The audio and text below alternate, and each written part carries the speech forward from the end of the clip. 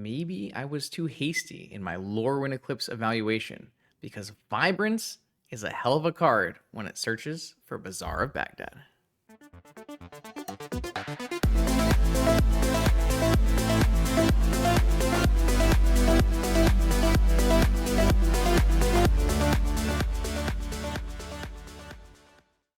Okay, welcome back, Vintage Gamers, to more Lorwyn Eclipsed Vintage. This was originally going to be a video with Indomitable Speaker, Jed, but I I wanted to play a Vibrance Survival the Finish deck, and I thought this deck would be a good Indomitable Speaker deck, but it just costs a little bit too much mana. So we're going to go just with Vibrance here today, because we haven't done a Vibrance-focused video yet. Vibrance, like Wistfulness, is part of that elemental incarnation cycle, which honestly, when it was spoiled, I thought wouldn't see really any play in like the older formats, because, you know, the reason that a lot of these evoke creatures were good in the first place, you know, the Modern Horizon elemental cycle, in recent memory anyways, is because of how free they were. These, you know, costing 2 mana, prohibitive mana costs, made them seem like they wouldn't see a lot of play. However, I was extremely impressed by Wistfulness in our first Beans video, and so far in testing, this Vibrance has been pretty good as well. So what are we playing today? We're playing a bit of a brew, something that has been played on this channel before. Actually, I'm taking my existing Survival of the Fittest shell from the last video I did, I think maybe about a year ago now. So this is a Bazaar of Baghdad Survival of the Fittest deck that fits under the category of Aggrovine in datasheets. What does that mean? It means it is a aggressive-oriented Vengevine Hollow 1 Rootwalla deck that has the mana in its deck list that produces mana to cast spells. It has lands that produce mana to cast spells, which is not the same for, you say, a Countervine deck that has 4 Bazaar, Serum Powders, all free spells. This is a deck that doesn't have to mulligan to Bazaar. Now, it still wants a Bazaar in every opener, and its best openers are typically going to include a Bazaar. However, you can absolutely keep hands that don't have Bazaar in this deck, and some of hands you will do that. So what are we doing? Besides that, you know, obviously we have the Hollowvine Vengevine package. That's the core aggro package. That's what's going to do the most work in this deck. It's going to be your best draws. But we also have a Survival of the Fittest toolbox, where you, of course, can pay green and discard a creature to search for another creature. What are you discarding? Well, typically you're discarding Vengevines, and you're discarding Rootwallas to trigger Vengevines. And we have a whole host of creatures we can tutor for. So obviously we have that Wistfulness, which is going to be an exile artifact or enchantment. This is going to be important for like things like the One Ring, maybe exile in the One Ring. We have Squeeze, which we can tutor for, which will come back off of Bazaar and off of Survival activations. Detective Phoenix is your newer version of like an anger effect. Basically, it's a very cheap way to give something haste. And not only haste, but +2/+2 flying and haste. So you can make these Vengevines and Hollow Ones fly. Or even Hogak. Hogak, I did cut the Dryad Arbor, so we'll have to see how easy it is to get to Hogak. But Hogak being a creature that's pretty good to pitch with Survival, pitch to Bazaar, and free, you know, to trigger Vengevines, I think it's worth it to have in your Survival of the Fittest package. I do have a Disciple of Freyalise in here in case you want to be able to get a land off of your Survival. I don't know if that's actually good, but it's something I thought about. 1 Endurance as a way to do a free clear out the graveyard. We're going with 2 oofs. I don't think the metagame is like super oof crazy right now where you want to play like all 4 oofs. But I do have all 4 oofs in the 75. But obviously one of your key prison pieces for your aggro deck in Vintage. We're playing 1 Frenzied Baloth, which is a way to have combat damage that can't be prevented and attack through a One Ring. That's kind of the big one here. It also has like the creature spells, can't be countered stuff, but I'm not sure that matters that much, to be honest. I think the being able to attack through a One Ring is going to be important. We've got a Keen-Eye Curator, which I think is the best Scavenging Ooze effect. This is a very large and in-charge raccoon, and it can use colorless mana to exile cards from graveyards. I actually really have been impressed with this card every time I've ever played it. And then we do have an Ignoble Hierarch here to have Exalted or make extra mana, but Ignoble Hierarch being a 0/1 makes it very rough into Bowmasters. This whole deck is going to be rough into Bowmasters. But we do have the new card, Vibrance, and Vibrance is going to play a pivotal role in kind of bridging things together. Obviously, it can be a creature spell for 2 mana to trigger Vengevine, but it can also be a green search your library for a land card. So now you have a land toolbox. We've got a Barbarian Ring, we've got Yavimaya Cradles, Strip Mine. Sideboard, you have, Tabernacle, Bajuka Bog, Wasteland. Obviously, this is going to be majorly about Gaia's Cradle, being able to make extra mana from our 0 mana cards, but also, you know, being able to like play out some things and then still tutor a Bazaar to do like a powerful activation. That kind of thing comes up as well.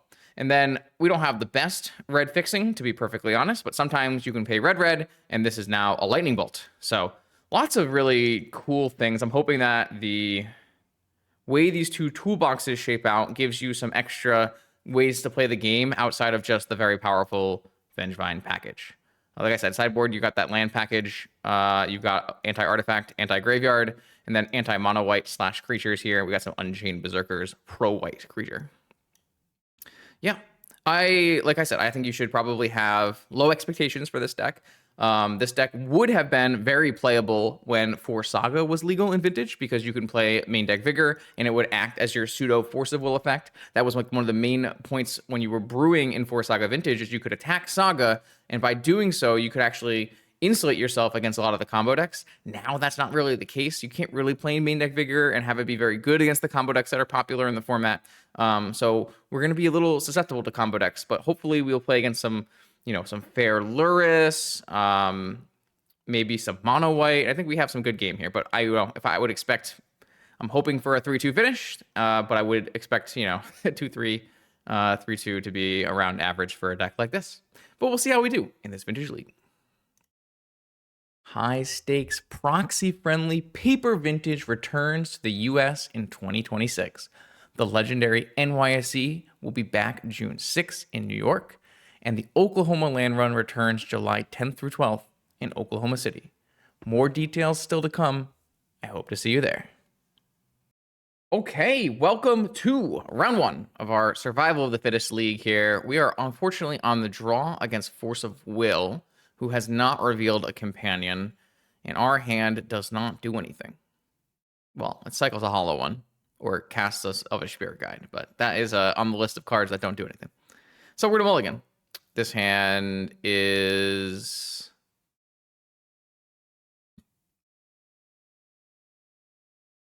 I actually think I might keep this hand. It's going to lose the combo, right? But I actually think this is fine. We've got turn 1 double lizard, a big Gaia's Cradle, and a body. Like, it's not going to be a combo deck, but a lot of my hands on the draw are not going to be combo decks, so I don't know if we should play towards that. Let's see what we can do.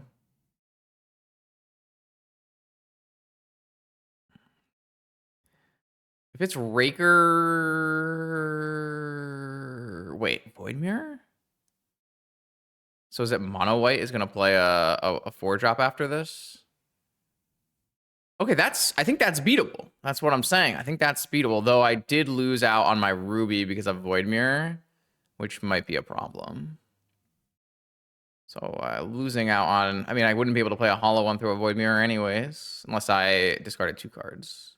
Survival is certainly a way we can go forward. One of the biggest problems here, though, is like I don't actually have a way to like kill creatures. Like I can Vibrance it theoretically, but you kind of have to go wide, and we might have a hard time going wide here. Also, I absolutely have to fetch a Taiga here, and if I get wastelanded, I'm going to lose this game.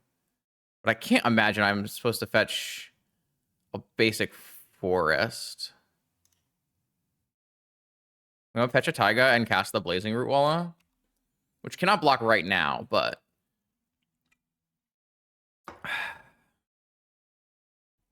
I think we might be too slow.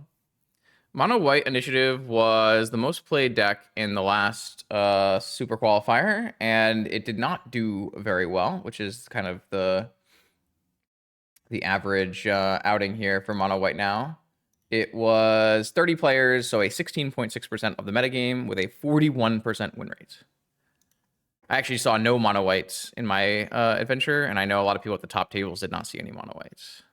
Clarion Conqueror. Okay, I mean, these are not the worst things that can happen, but I also can't pump my Root Wallas now, so I can't actually block. Though this Endurance could be really strong if I can find a way to get it in play. It just might be too late. My opponent not going down Forge is kind of an interesting thing here. I'm surprised they wouldn't go down Forge after I played a turn 1 Root Walla. So the question is, am I supposed to play? I think I'm just supposed to play Ignoble Hierarch and play out Survival. I don't know that I'm using Survival though, so like there could be more value to like playing out Rootwalla so that I have more mana next turn. Well, 16% is like pretty low for mono white, but also it's a really high number for Magic tournament. Not a particularly high number for a vintage tournament though. I think I'd rather get Survival in play. The problem is like I don't have great Survival plays with Void Mirror out, so we'll have to see.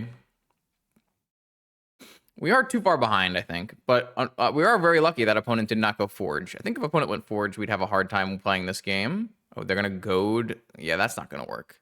We're just gonna use it for mana. It's a good try, but that's really bad for me. The Wasteland did appear to kill our Gaea's Cradle. So now we actually just don't have a way to cast this Endurance, which would actually be very good on this board. We have to draw a land right away, and then they won't be able to, like put it into, we won't be able to sneak it into play as an Ambush Viper. Vibrance. So this would be really good if I had another red mana, but I can't. Oh, right. I can't make a mana with my Noble Hierarch because of this Clarion Conquer. Wow. That is really bad. If I could make a mana, we could actually kill this, steal the initiative, get a forest. I mean, we can still steal the initiative, right? No, we can't. Unless they choose to block the Noble Hierarch. Do I have any options here, chat? What if I got a Detective's Phoenix? What do I need for this? I need like a huge threshold, right? I need threshold. I need collect evidence 6. I'm nowhere close to collect evidence 6.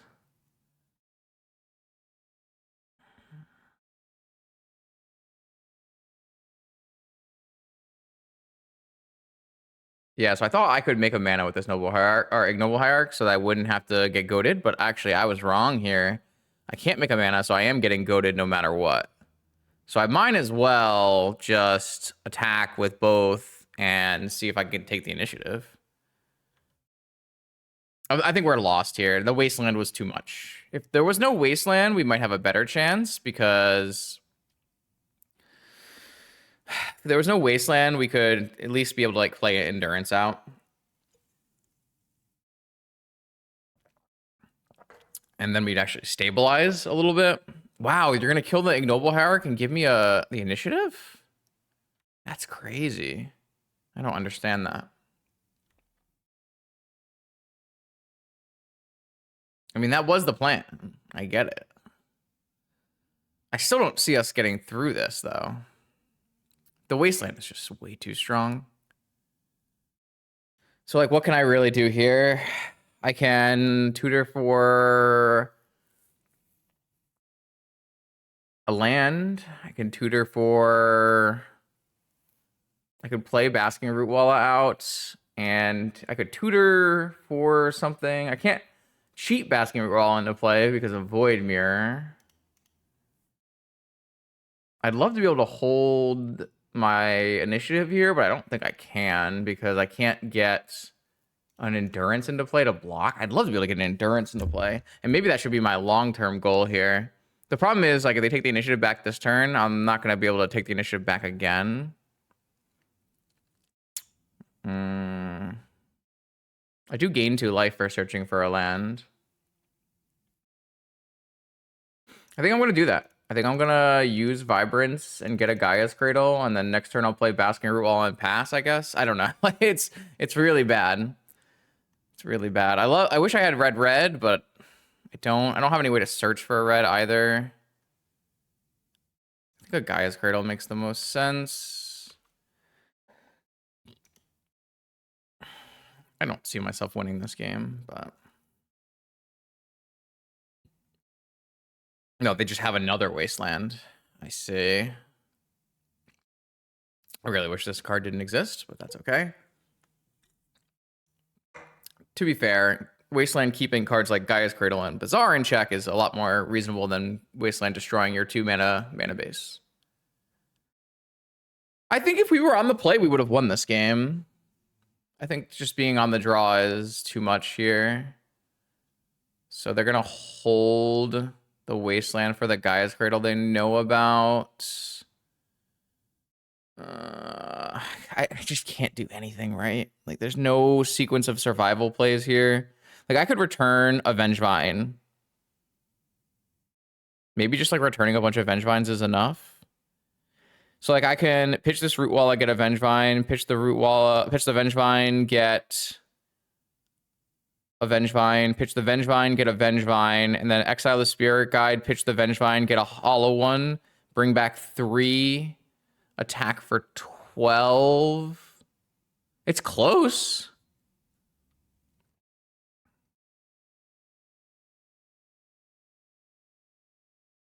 It's goddamn close. Is that a better play than, like, play Root Walla, block with Endurance?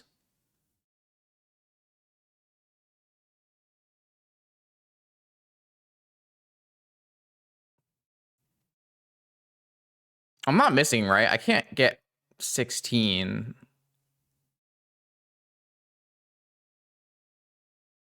If I attack with 2 Vengevines out of 3 and leave back a double blocker, I still die in the air. Can I get back my Vengevines before using my Cradle? So activate Root Walla, activate... I don't think so. Could be missing something here. Let me just try.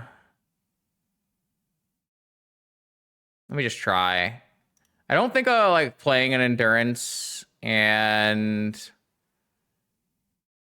like getting throned is gonna win. So let me see what this looks like. I just don't think it's gonna work out unless there's something I'm missing. Obviously this gets countered, but it still counts as a creature spell being cast.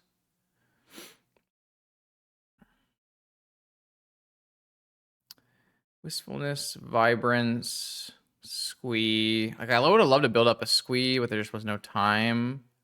Oh, I guess we could Detectives, Phoenix. Well, I don't think it's like I think this was a literal play draw game. I don't think it's a big deal. I think it was just a play draw game. I'm just gonna do my line and see if I get anywhere. I don't think this gets us there, but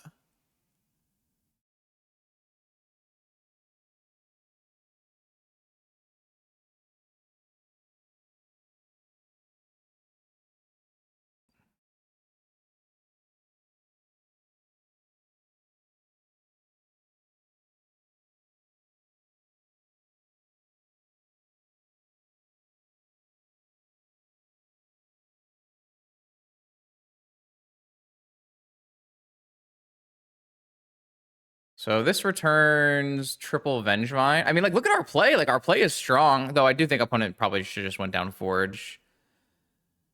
It's just not enough, right? Because this doesn't do lethal. I won't have 2 blockers. Let's just see if they make a mistake. Maybe I actually just attack with 1. Wait, that's the blocks? Okay, well, we're not dead now. So that's interesting. Okay.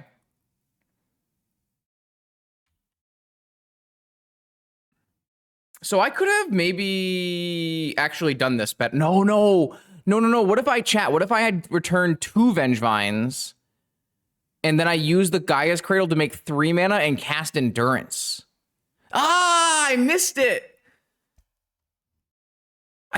Right? Like, I could have done that, right? I didn't think I had an extra creature, but I would have had 1 less Vengevine. So I would have gotten 2 Vengevines in play. And then I would have played Cradle, had 3 mana up. I'm dead now. And that would have let me... I mean, I still would have lost, right? I still would have... Still would have lost, but I think that line was even better. Okay. All right. We're figuring it out. Obviously, this is not the most straightforward deck, and I think I'm a little out of practice, but I see the vision here. I have 2 Unchained Berserkers and 2 Dismembers for this matchup specifically, so I actually think this matchup is probably quite good, especially on the play. I also kind of like Oof on the play. So what don't I like? Don't need a Wistfulness. Kind of don't want a Hogak just because of Void Mirror, even on the play. Probably don't need a Frenzied Baloth or a Keen Eye Curator.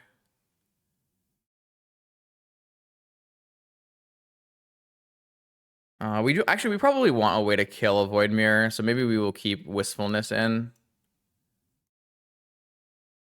Might be nice to have a way to kill it. I don't think this deck wants... We don't think we're ever going to hit anything with a Barbarian Ring here. And maybe I'll just trim on Rootwalla. Okay, let's try that. Oh, yeah, Chalice in the play is good. Okay. Yeah. I think I could have done even a slightly better line, but it wouldn't have gotten us there. This hand is pretty good, right? Like...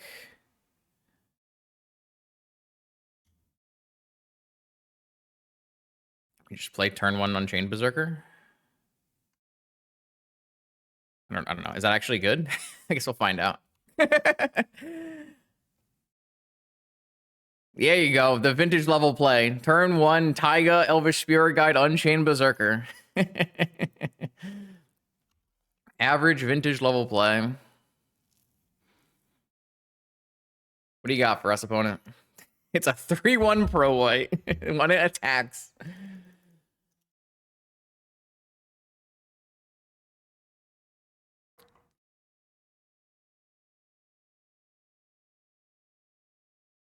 Another Lotus draw. It's not good. Clarion Conqueror. That's fine. And an Ancient Tomb. That's fine. All right. I mean, this looks like it's winning. We're going to be able to cast that sooner rather than later. Attack with my 3-1 pro white. The fact that this Clarion Conqueror turns off all my Rootwalla abilities that I absolutely can actually use is so dumb. I think this is playing a Rootwalla is better here than playing a Cycling Hollow one.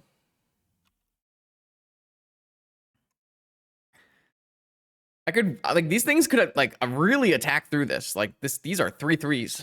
Well, 3-1 and 3-3, but, like, stupid Clarion Conqueror. I mean, it's a threat.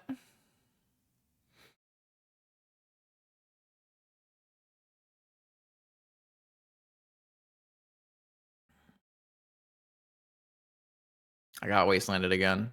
Void Mirror. Ay. Can I just play the game, man? Let me play the game. Over attacking? We're racing? That's a bold choice. Does it look like you're winning the race, son? This might actually be a bad play, playing out this Yavimaya, because it lets them use this Ancient Tomb for... Maybe that play's bad. I don't know, they're at 10.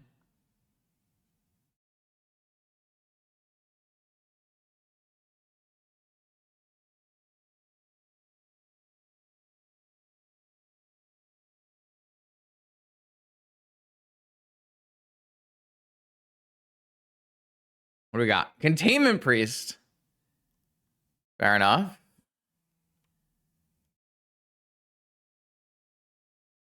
I don't think that's good enough. I think we're winning this one with Rootwallas. The sideboard tech too good, opponent says. The Unchained Berserker. It's coast to coast. All right, maybe a small pro white creature does beat mono white.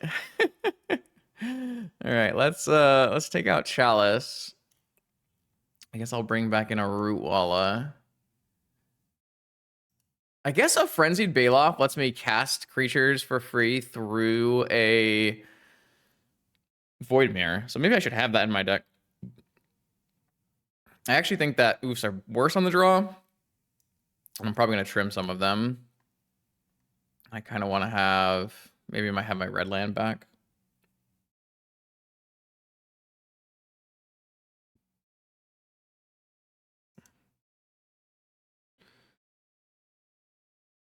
Let's go with that. Unchained Berserker, coast to coast.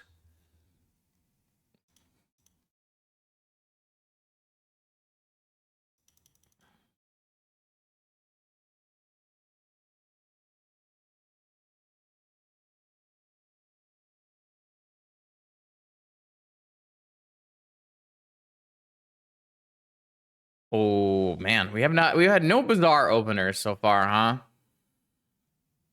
So technically this hand does have a Vibrance as a lightning bolt on turn 1. I just don't think that's good enough here. Especially if I get Void Mirrored and then I have no plays. I'm just gonna, well, I guess technically if I didn't get Void Mirrored, I could like Vibrance for a Bizarre, and then on turn 2 I could play double Hollow One. Doesn't really feel like a play I should be making.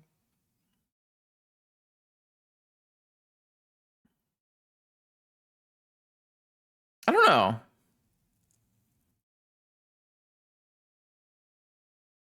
But if I get Void Mirrored, I guess I just like don't have like any plays at all. So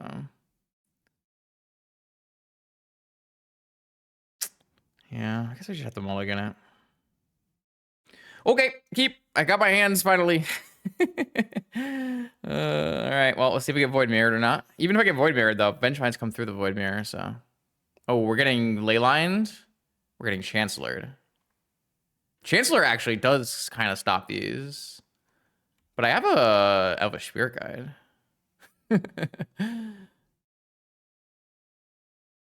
Void Mirror, too. And a third Black Lotus hand? All right. That's a little unfair, don't you think? And Pearl? This is the same. What the hell is this? This is the second Ancient Tomb Pearl Lotus Void Mirror Initiative creature hand. Okay, it's okay. It's okay. It's okay. It's okay. We can, if we draw a Hollow One, we steal the initiative and put 2 Vengevines into play. So.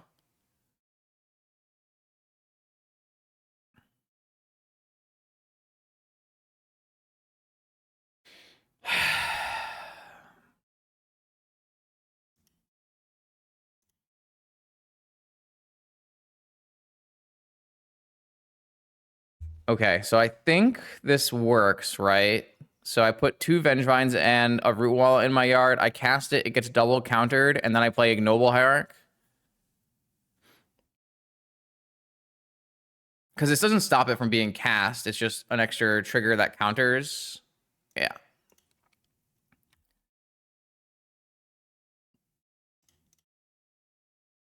That's fine. Nope, I will not use my Elvish Spirit Guide. And then I will use my Elvish Spirit Guide to play Ignoble Hierarch. And then I'm taking the initiative here.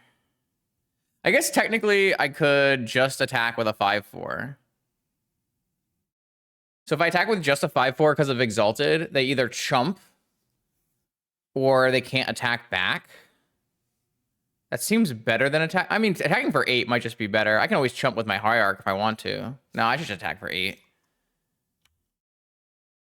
I can just chump with my Hierarch. That's fine. They're at 10.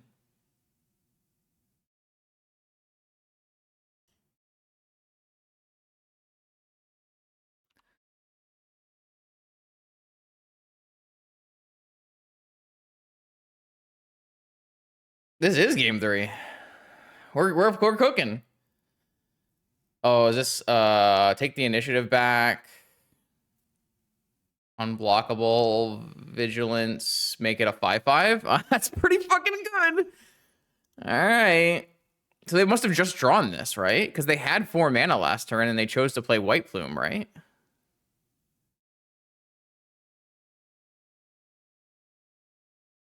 That's pretty rough. That's a good draw. All right. 6/6 now.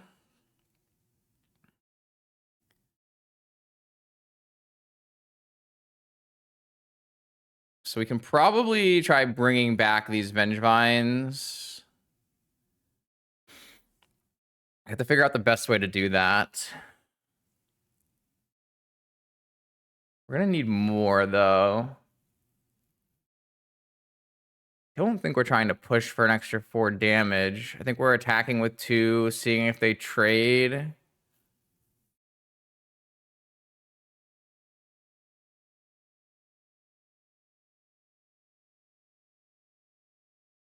I can't die, right? Well, they don't want to get trapped. They have to trade. So maybe I do want to attack with another one because I get Forge. And then if I hold the initiative, how would I be able to hold the initiative? I'd have to hit Hollow Ones and Root Wallas. So I think I activate. That's a Hollow One.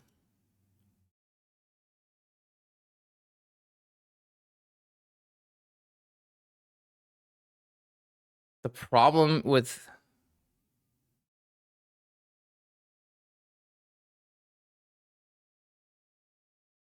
Oh, I could also Vibrance. No, I don't. I think we're cast. Like, we can cast Vibrance to trigger the Vengevines that come back.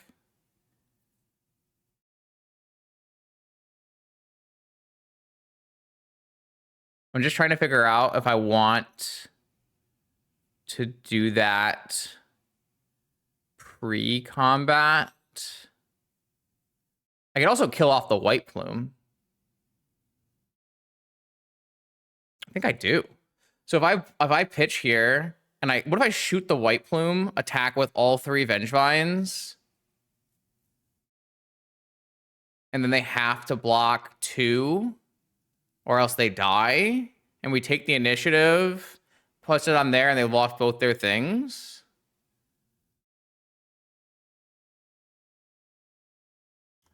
I think that's winning.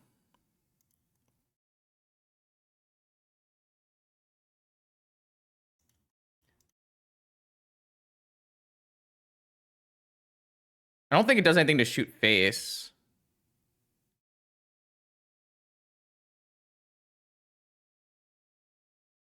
And this thing has to block, or they die.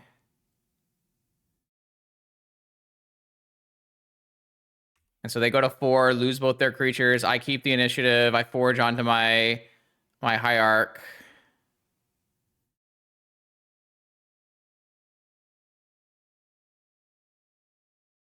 We just beat Ancient Tomb, Mox Pearl, Void Mirror, Lotus initiative creature, turn 1 on the play.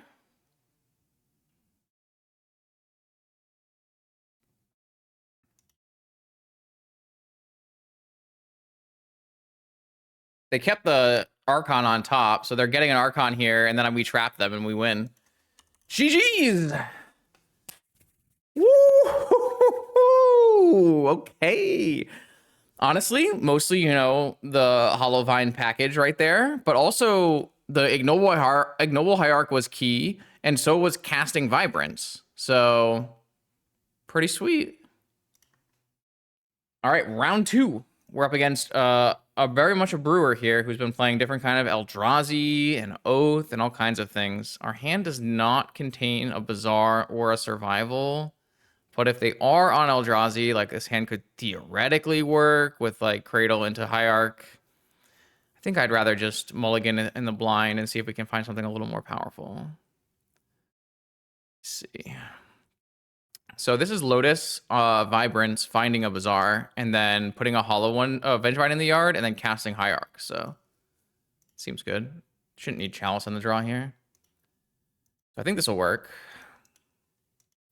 I will say that Vibrance does enable Black Lotus to be a little bit stronger in this deck.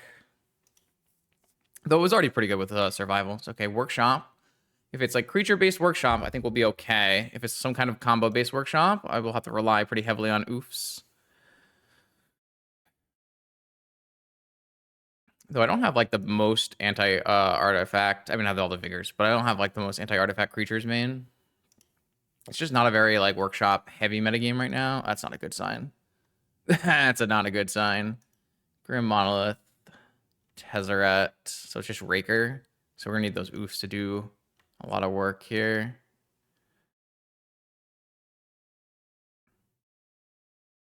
Sensei's top. I mean, they might just like kill us on the next turn here. Interesting they didn't go for a Vexing Bauble. Normally you would do that on the play. We can like kill the Tezzeret, but we're definitely gonna want to have a oof.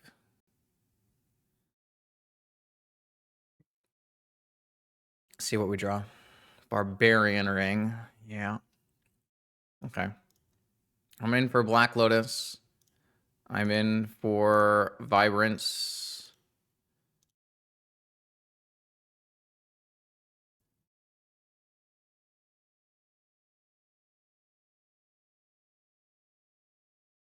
I'm in for Bazaar of Baghdad. And then activate. And any number of Vengevines here to help us out would be nice. I would also take, like, Elvish Spirit Guide Oof. Let's see what we draw. We have this Hierarch to put the Vengevine in play. We were close, so let's get rid of Vengevine. Barbarian Ring, maybe? Too bad I bottom Chalice. Yeah, we could Chalice on one. It's true. I think in general, like, you're almost never playing a Chalice on this turn, so I think it made sense to bottom. Trying to see if we could ever activate this Barbarian Ring. I guess we have a Ignoble Hierarch, so yeah, I guess I'll pitch this Misty Rainforest, 2 Vengevines, and I will cast Ignoble Hierarch, triggering double Vengevine. I will probably have to kill this Tezzeret just so they can't tutor for a second Sensei's Top if they do have Raker. Also, they can't let them untap with this Grim Monolith. So that will delay the attacking lethal for a little bit, but Tezzeret down, 6-4 to the face. Not a bad turn 1. We just have to see if we die on this turn 2. It's absolutely possible, especially because the opponent did not search for Vexing Bauble off of their Tezzeret and instead suited for a Sensei's Top. The only reason you would do that is if you were trying to, like, put together all the Sensei stops you needed to win with your Raker. That's another problem, is I don't think Vigor is, like, that good against this deck. It's, like, okay, but it's certainly, it's not as good as you'd want it to be. Maybe they don't have a bauble? Why would you not have a bauble? Isn't that, like, one of the ways you equalize? What the? That's a Shivan Reef. Okay. So there's a Shivan Reef and a Time Walk. What does that mean? Is it like Raker PO? Because I played the Underground River in my blue Raker deck. So it's still probably Raker. So that might actually make the Vigors better, to be honest.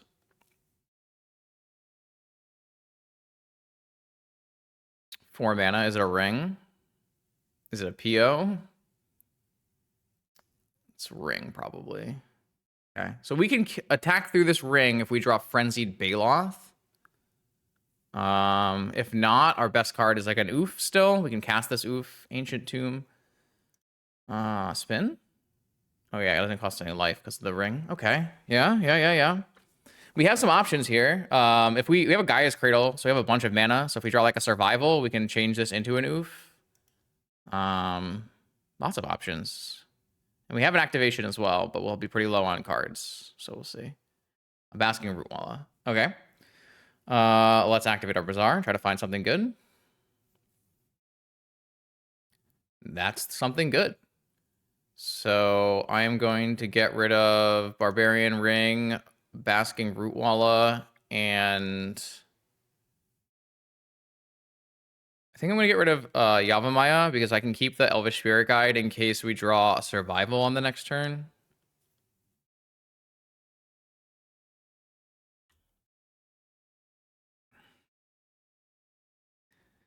So this doesn't win us the game, but it certainly... I mean, they could have Force of Will. I should not get ahead of myself here.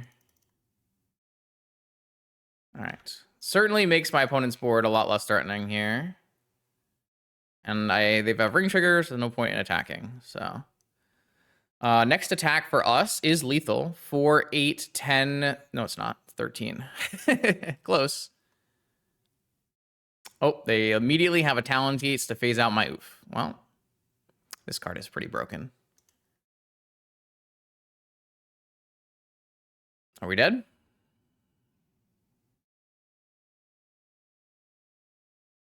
I mean, this card is the nuts. This card is so strong. Oh, I'm an idiot. I should have cast the Spirit Guide, huh? I guess they have a One Ring in play. So as long as they don't play a new One Ring, in which case the attack wouldn't be lethal, then it doesn't make any sense to play Spirit Guide.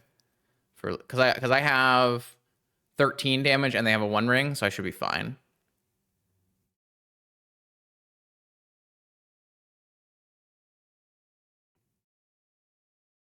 And I think holding this for survival makes a lot of sense.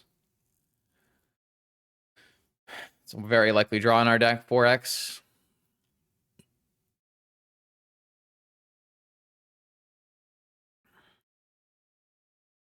I'm sad we didn't have a Frenzied Baloth there. Would have been pretty sick, huh? Attack.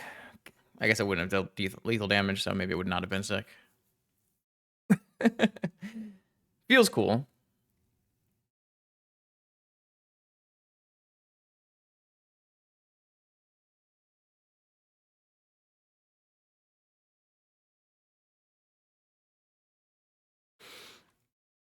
Well, I don't think we're dead, chat, because my opponent is in the tank on this Sensei stop. Let's see.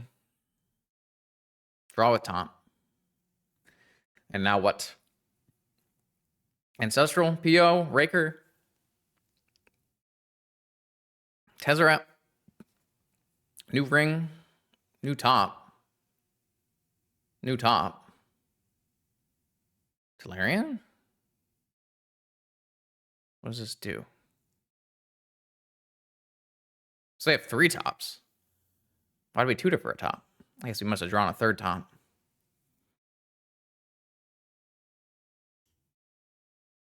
I'm surprised. Maybe they don't have Vexing Bubble in the deck. It's possible, I guess.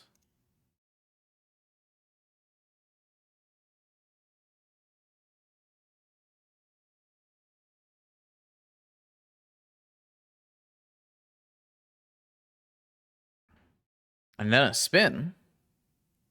And then an activate. And then a spin again. Putting the top away from the top. I'm not sure they've made any progress yet, though, right?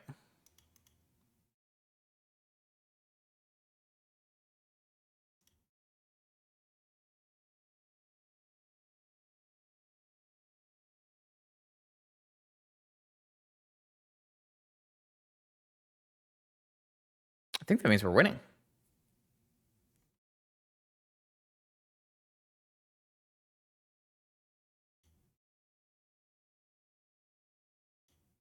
Time Walk?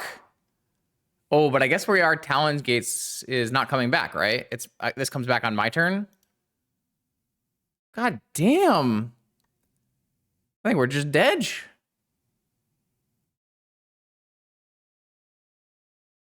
Wait, did they cast Time Walk a different turn? Oh, they cast Monolith. Squelcher. Walk was the other turn. Okay, we're good. So I think we're fine. So does this protect them from lethal, though? So they'll go to 10. They can block here, and they can take 4, 5, 6, 7, 8, 9. So as long as they chump block the Vengevine, they live. Agreed. But they will have to find another Talon Gates for the oof. So not playing Spirit Guide did hurt me.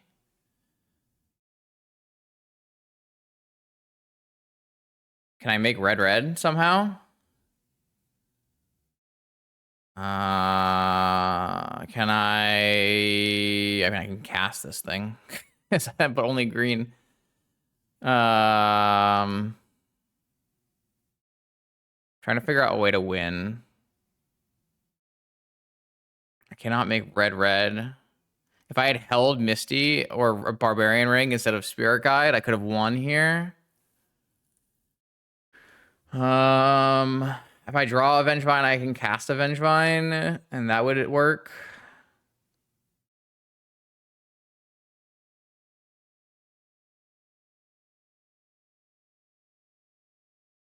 I don't have another Barbarian Ring, no.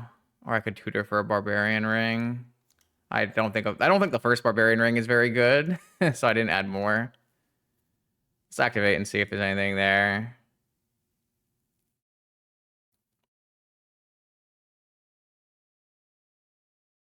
That'll do it. So how do I cast Bestow, chat? I collect evidence. Pay this card.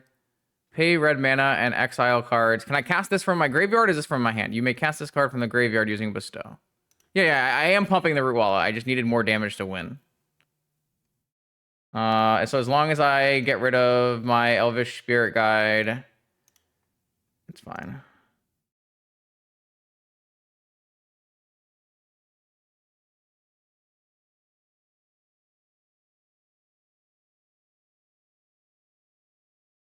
Got him. I love this Detectives Phoenix. It's so good. I guess technically, yeah, it's like so much better than Anger. It's which is a card that is kind of replacing.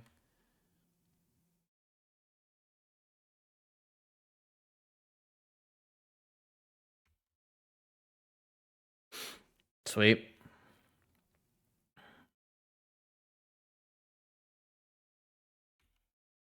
Get in there, Rudy boy. Puts them to 1, and then they die to the 1 ring. Got him. Cool. Big round game 1 win against some kind of maybe blue-red Raker. I could have played the 4/4 and given it haste. That's true. I could have done that. I think all of the roads won the game, but yes, I could have done that because I had exactly 5 creatures, right?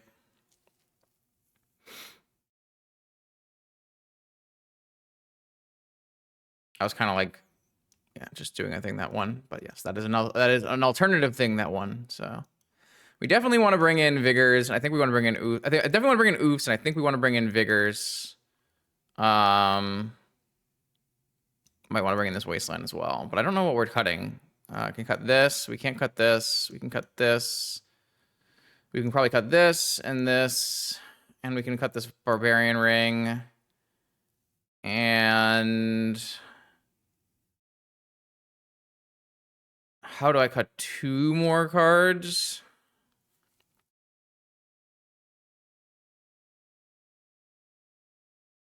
Maybe I'll cut 1 squee.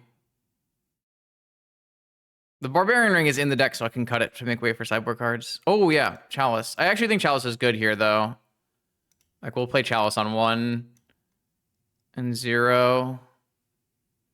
Maybe we won't. I'll just cut Chalice and bring it back in on the play on 0. I don't know if, like, bringing Chalice in on 1 here actually makes sense. Like, it's probably stopping the Raker combo, but that's kind of the point of Vigor and Oof. Let's try that. Like, I'll bring it back in on the play, because I think stopping zeros is still good.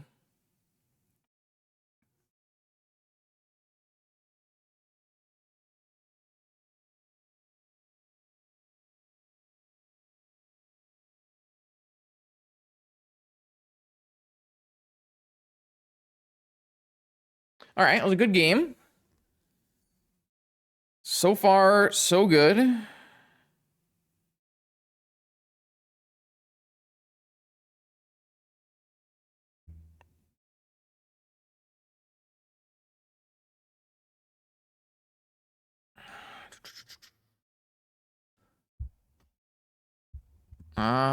Yeah, I think this is totally fine. These are the kind of cards we want. It would be better if we had a Vigor in our opener so we can die on turn 1, but you can't really pass off Oof in the mana to cast Oof. Also, technically, our Vibrance fetches us a Bazaar here, and we can Bazaar an Vengevine and play an Oof. Wait, what? This hand's sick. We've got Lotus, Vibrance, Bazaar, Activate, Root Wall of Vengevine to the yard, Return Vengevine, cast Oof. Wait a second. Yo, this Lotus Vibrance combination being a Bazaar has been pretty good. Not bad.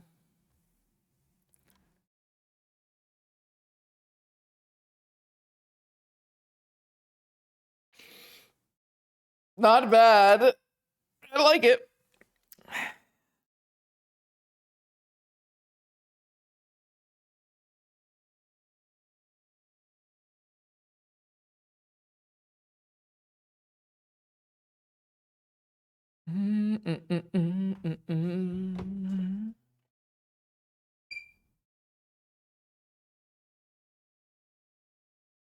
Yeah, I mean, isn't this card like this card counts as a creature to return with Vengevine? So even if I couldn't play anything, it would count as a second creature too. Vexing Bauble here would be fine, right? Like we just play Yavimaya, collect Roof, and then we play Root Wall and attack. Like it's not like the end of the world. It's not good for us. Another Ancient Tomb Lotus player. Go. Okay. Second Oof. Could just cast 2 Oofs. Like it might just be better to cast 2 Oofs.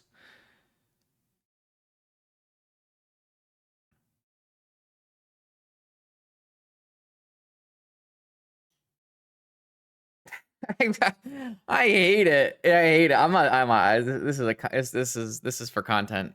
You're welcome, chat.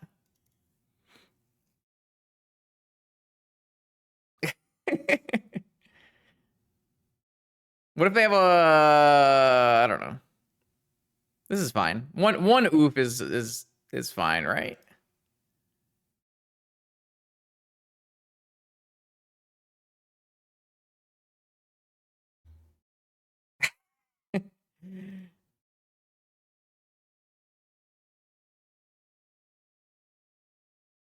I'm gonna keep the Yavimaya so I can cast an oof again on the next turn as well.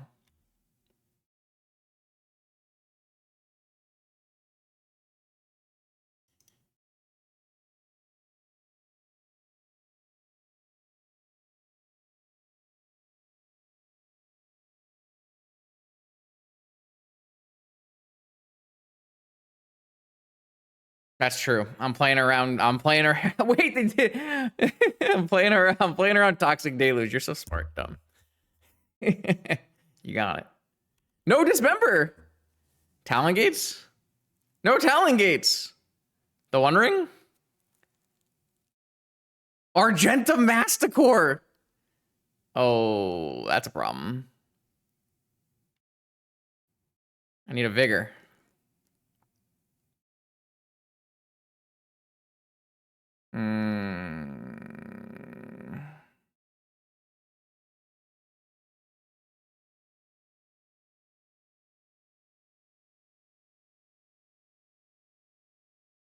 Trying to figure out if I should just like play an oof for a turn though.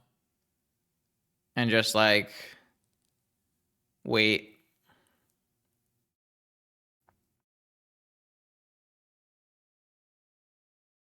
Trying to figure out like what the best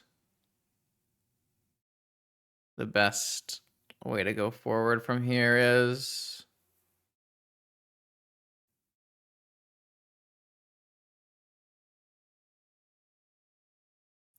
They want to just play an oof this turn.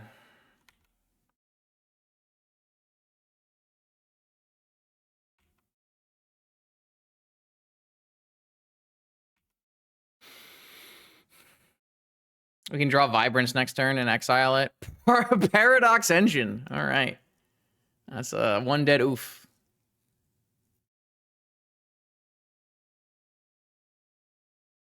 How many 2 or 3, 2 plus drops can it possibly be in their hand? Draw. Hollow one.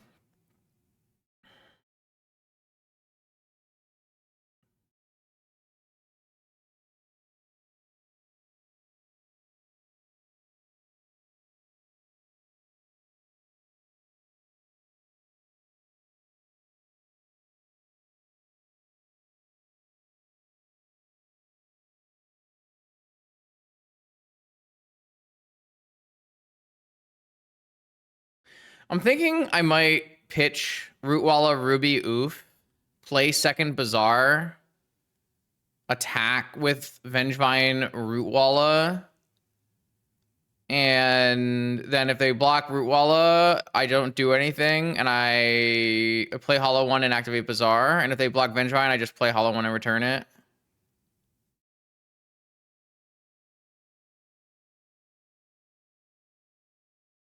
I guess I could just pitch Hollow One, pitch Ruby, pitch Rootwalla, play Bazaar, play second Oof, third Oof. And then on my upkeep, I can activate double Bazaar. It's not that good.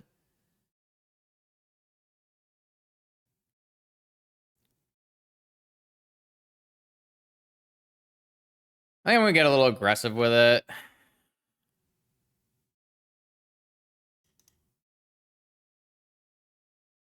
Play out this Bazaar, attack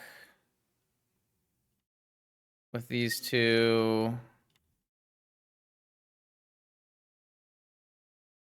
Okay, so I'll pump this guy. Vengevine dies, they take 3. And I play a Hollow One and return Vengevine.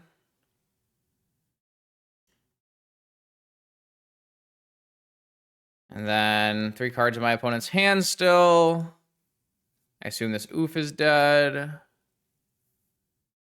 The Oof is not dead. They don't have a 2-drop, chat. They didn't have enough to kill 2 Oofs. I did give them a forest. That means they can use these things to make a forest.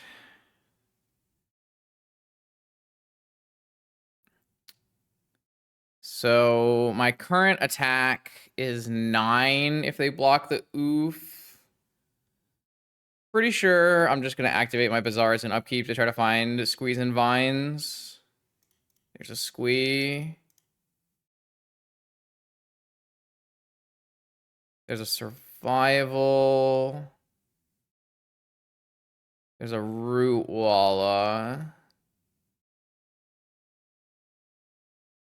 I'm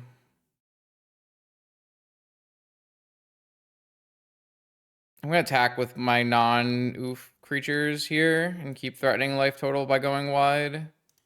Obviously, they're gonna block Hollow One, but it's 5 damage is 5 damage. The question is, do I play Rootwalla now?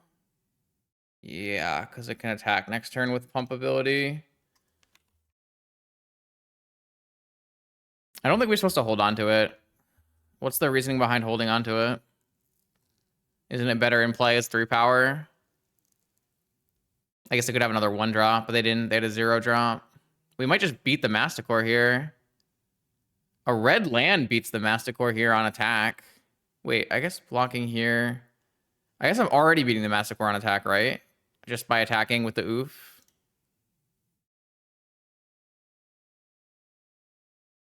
All right, let's play my Taiga out and attack with all. Actually, I don't have to attack with the Oof at all, because these pumps both win.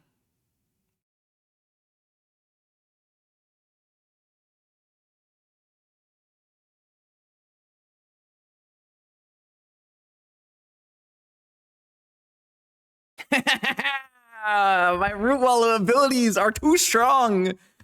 Ooh, okay.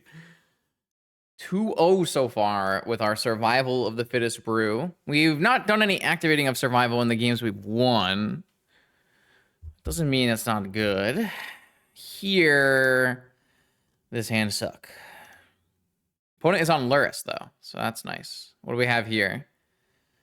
This hand really wishes Wistfulness was a Vibrance. However, we can draw 2, discard Vengevine, or something similar to that. Can also almost hardcast it. I think I'm going to keep this hand. We also have just hardcast Vengevine turn 1, which can be good against some versions of Lurrus. Let's try this hand. I think this is fine. If you've got a Lotus, how bad can it be? They're looking at my hand. All right, fair enough. What do you see? What do your dog eyes see? Whoops. Imagine if we go Black Lotus Wistfulness, draw 2, discard Vengevine, Elvish Spirit Guide Rootwalla, cast second Rootwalla. Imagine if we do that. Will we not be the greatest magician in all of history of wizardry? Because I'm pretty sure we would. Oh, even better, chat. Pretty good at this game. All right. Should we just cast this Lotus to see if they counter it? Because they think this Lotus is critical to our game plan. I think we should just cast this and see if they like counter it. They didn't counter it. So I guess I just cast Wistfulness, right? There's no reason not to cast Wistfulness.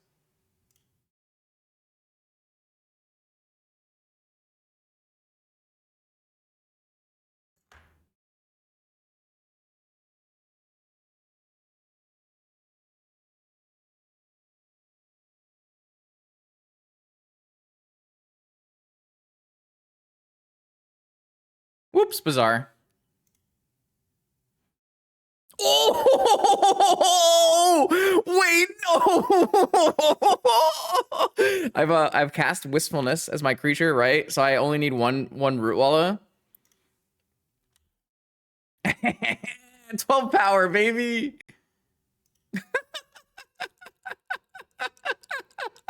Deck's broken. Deck's broken. It's broken. Should have countered Black Lotus opponent. The only way I got to these is by Wistfulness, though, which is so I like it actually did something. Like going 2 cards deep there mattered.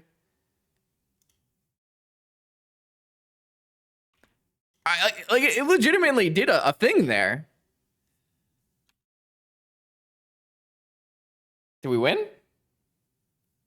They might be on Doomsday. Basic Island, Ponder, Ponder. Not. Oh my god. we might have used up a little too much of our luck there. Okay, so we don't know if opponent is on Doomsday or blue-black Lurrus is a problem here. Not that we can beat a Psychic Frog either way.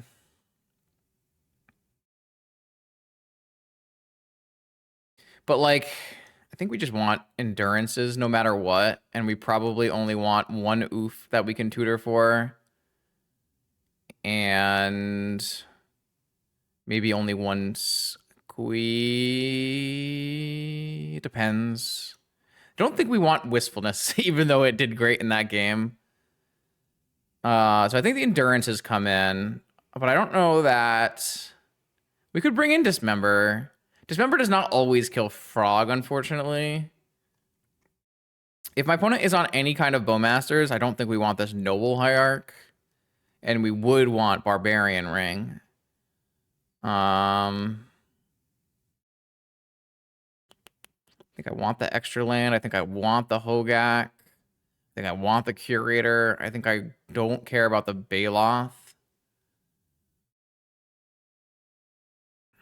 This is, I just really want it for the ring. Like, it's probably not bad that it's like an uncounterable 3/2 haste, but it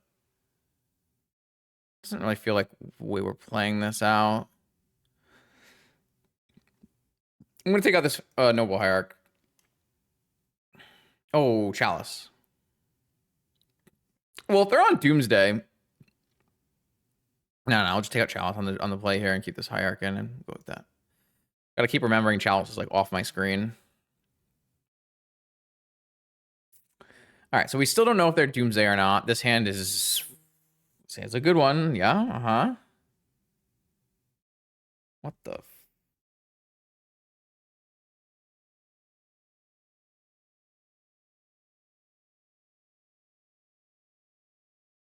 Oh. Okay. I will keep. Oh, my opponent did not reveal Lurrus, which means they brought in ley lines. I think that makes them more likely to be Doomsday, right? if my opponent stopped playing Lurrus to play ley lines. Typically not a blue-black thing, but some blue-black. Did Montolio's last list play blue ley lines? I know he's a ley line enjoyer sometimes. And that was a good video. Montolio's last list did not play ley lines. So it might just be Lurrus Doomsday that boarded out of Lurrus. What is this? That is a ley line of the void, okay. Noted. My opponent mulled to 5 for this chat, and we can produce mana. So I'm not sure opponent knows we can produce mana. No, they saw Taiga, right? I think they saw Taiga. So we'll have to see. Also, this should be able to kill a frog now, so. I don't have a lot of ways to kill a ley line from here. Just wistfulness, right? Actually, I boarded that out, right? So I boarded out my ways of killing ley line. That's probably not ideal. Okay, it is Lurrus Doomsday, because we've seen Oracle. And they're just gonna go for a Doomsday? Jesus.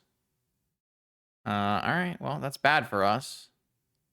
We have a Dismember for a bad pile from the opponent and Endurance for a bad pile from the opponent. So we have 2 pieces of interaction. So we have options here. Looks like they're putting the Oracle in the pile. What's the last Doomsday list? Has 1 Oracle or 2 Oracles? That's the big question, too. Last Tsubasa Cat Doomsday list has Consult and 2 Oracles. Yikes.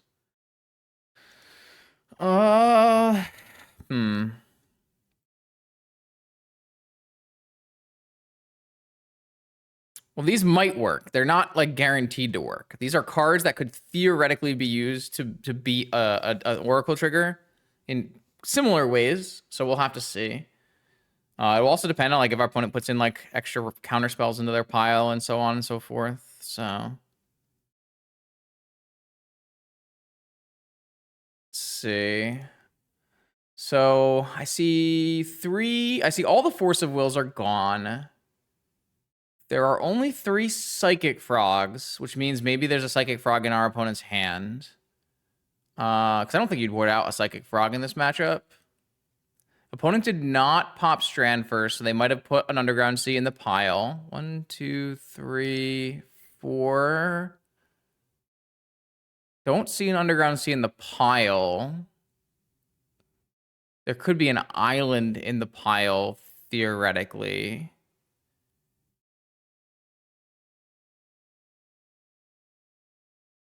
Do we see Consult? We do see Consult. So it's likely it's a 2 Oracle pile. It could have a basic island in the pile, or they could have forgotten to fetch the Flooded Strand. And I don't think they have Force. So, I don't know. This might work. We'll see. A Cradle. I think we're going to have to activate Bazaar and try to find more help here. That is... None of that is more help. So... We'll get rid of Bazaar and 2 Vengevines, I guess. That was quite a poor activation. All right, well, let's see what happens, chat.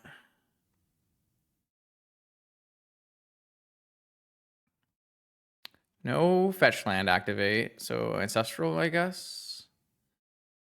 Okay. I think they forgot to activate this Flooded Strand, so if we beat them on this, we're good. Okay, so if this resolves and I dismember it, they don't have enough devotion. And if the dismember doesn't resolve, we can endurance it.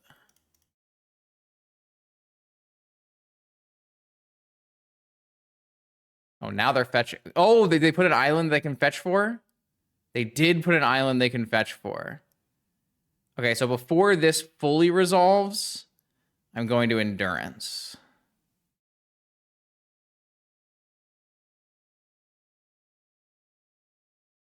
So I don't want... Oh, but they're going to just be able to use a second Oracle. No, they won't be able to use a second Oracle right away.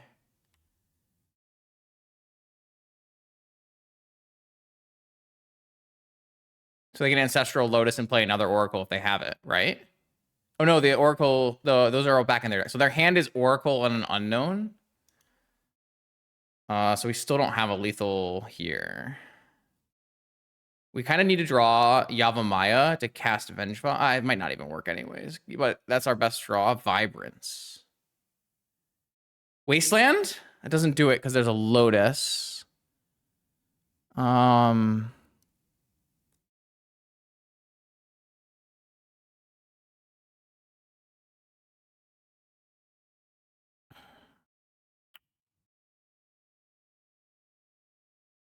Well, if they don't draw Ancestral and Lotus in like the right order, right? Did I cut all the oofs? No, I left an oof in.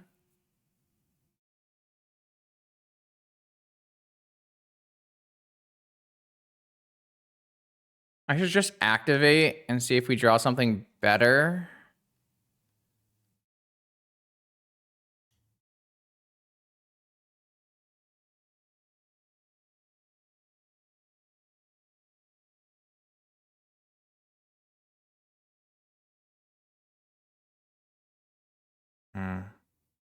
The 2 oracles in the pile and then putting the island in there was smart. It was a nice play. They played around the Dismember. And we played around it a little bit too.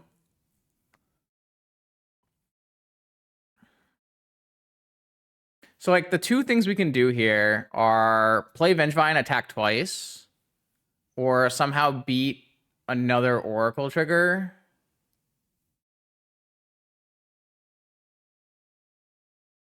Which I don't know how we will do if we keep like shuffling an Oracle back in with an Endurance. So if we don't find anything that helps, we can at least Vibrance for a Wasteland and Wasteland of Sewers, which might help us if my opponent doesn't immediately draw Ancestral.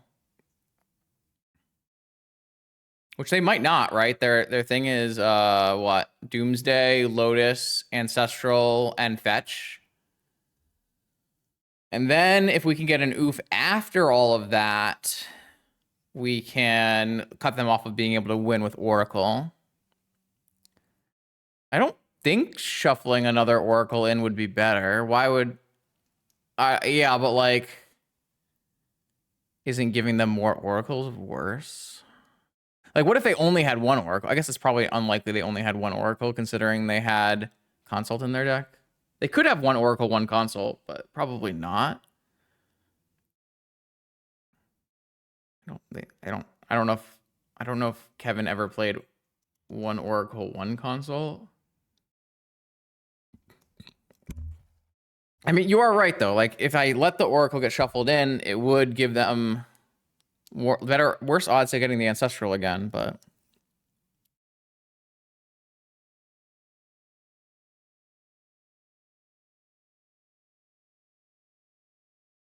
Yeah, but we didn't know that until, like, we didn't know they weren't scooping until after the Endurance trigger resolved, right? I assume they disconnected or something happened. No, I don't think my opponent... I think my opponent's hand is Oracle Frog.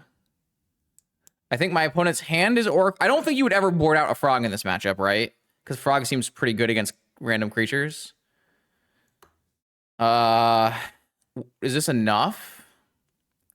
So if opponent doesn't draw Ancestral and we got rid of Vibrance, no, I think get rid of 3 cards, right? So we can't. So I think we should just get rid of Cradle, Spirit Guide, and Wasteland our opponent. I mean, then we have no chance of ever casting this Vengevine. They do have the ability to draw Lotus and Doomsday and cast Doomsday again, yes. If they only have 1. That is technically a thing they can do.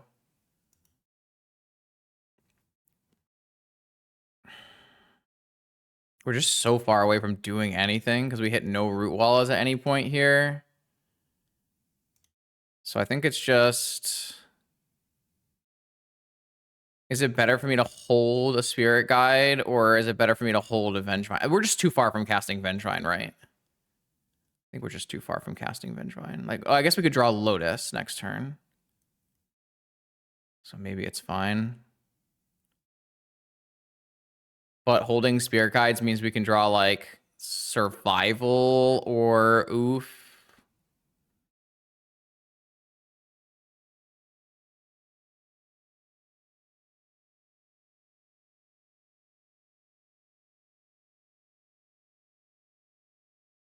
Yeah, I think I'm going to keep Spirit Guide. And then I will Vibrance. I'm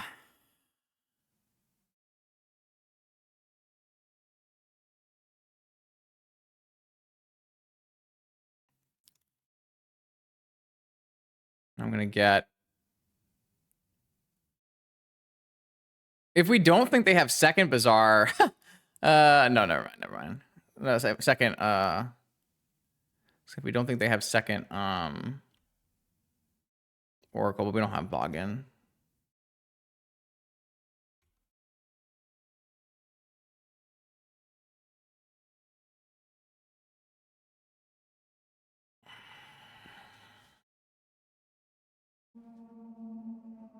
They played Fetch Land, so if they drew Fetch Land for turn...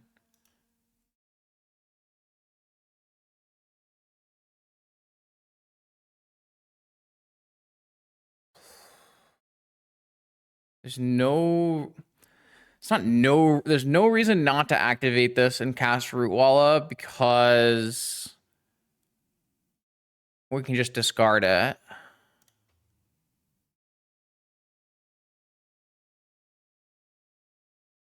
I guess we... keep Spirit Guide to pump in case they Doomsday. Maybe. I guess we could just keep Vibrance and try to bolt. Seems like not a very good plan.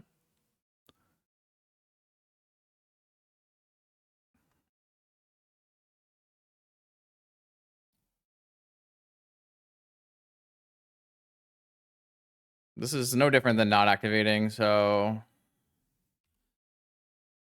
Again, we're still just dead to Ancestral. Oh, actually, we're just dead to Lotus now. Wait, what could they have drawn to not kill us here? Because they can't Ancestral. They could have drawn Ancestral now. So I think they drew Strand into Ancestral or Doomsday. So they just need to find Lotus, and they have Lotus in one of the next two draw steps.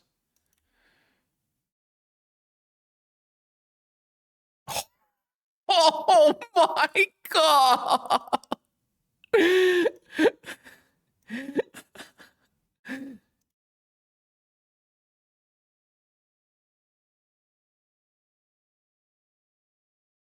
I think that means we win.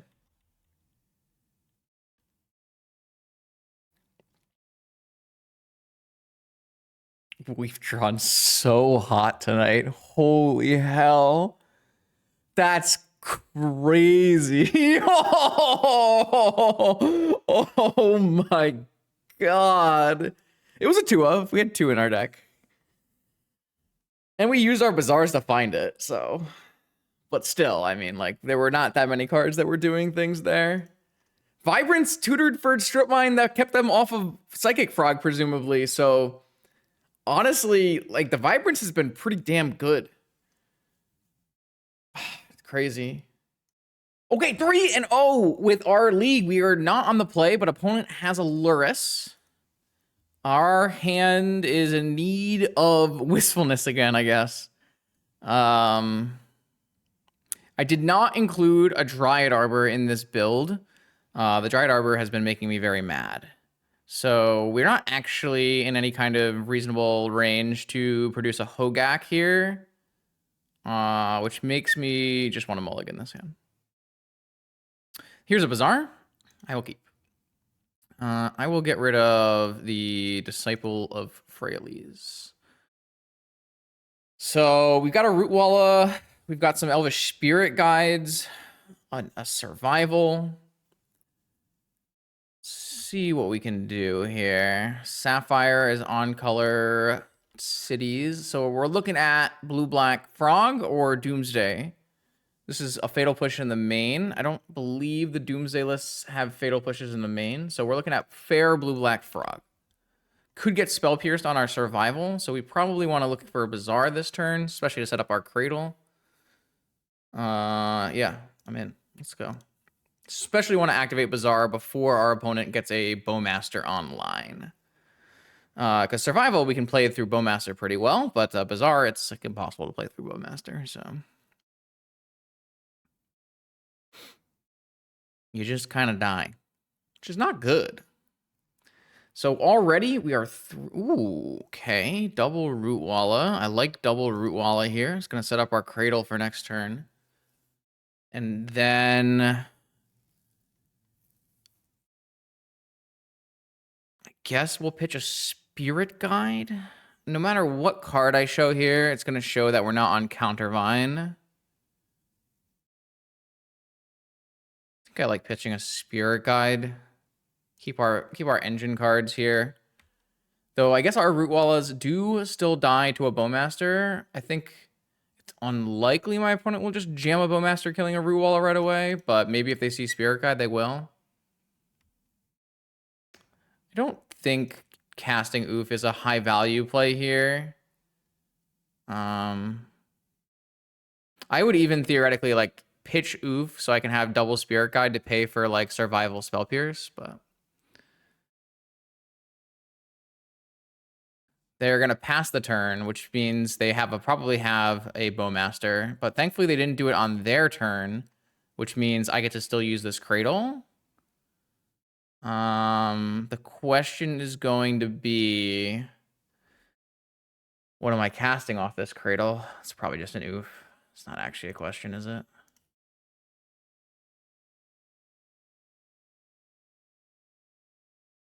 That will prompt a Bowmaster, which we can then activate Bazaar in response, which is kind of nice. Will I do that? I have a squeeze, so looks correct to do so. Nice. Let's get rid of Spirit Guide. I guess. Trying to think if I want this Taiga or not. They didn't have a Wasteland last turn. So I think I can get rid of Taiga and keep all my value cards here. We're going to lose a Rootwalla, probably the green one. We have a Squee that will come back next turn, which is a really good card with our survival here. Because we're not going to be activating Bazaar anymore. Unless we like Barbarian Ring this Bowmaster somehow.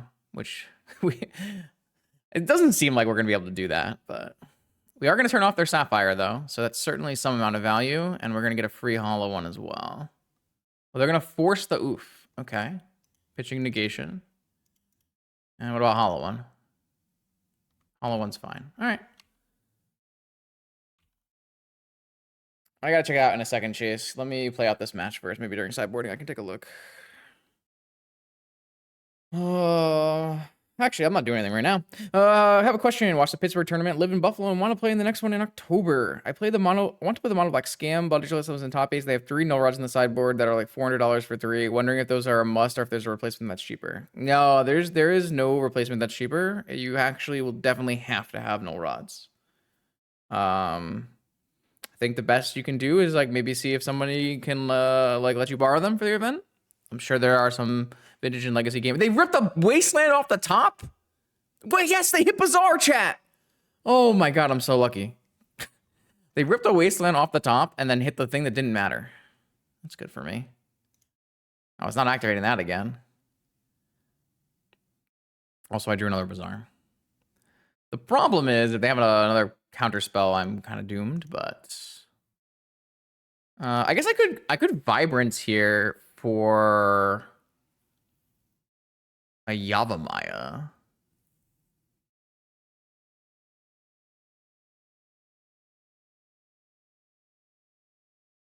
That might actually be a better use of my turn. And that way I can maybe be able to, like, actually play around some amount of stuff. Obviously, I'm not getting Bazaar here. I'm just gonna go get a Yavimaya. I don't think I'm allowed to attack with this Hollow One, because if they have a Bowmaster here, it is so bad for me. So I guess they probably should have just shot the Rootwalla if they had a Bowmaster. Because I have an active Gaia's Cradle. Okay, I'm gonna attack. I don't think they have a Bowmaster.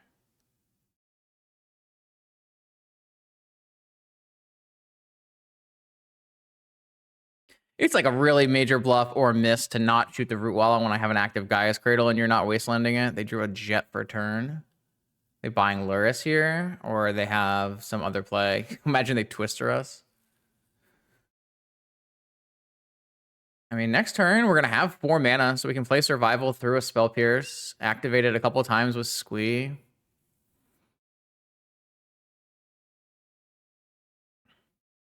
I think we're in a good spot. This is the kind of game that I was really hoping our deck would be able to play, where we can kind of do a little bit of a grinding thing against a deck that typically will kind of shut out these style of decks. With Wastelands and Bowmasters, it's pretty hard to play Bazaar, but if we have like a concrete plan mana-wise, maybe it's enough.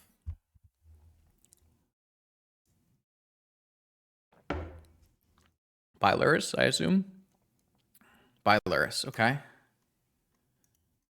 All right. So we do need to see if our survival resolves.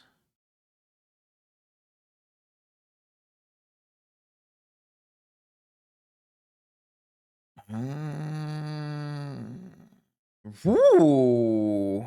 Hogak.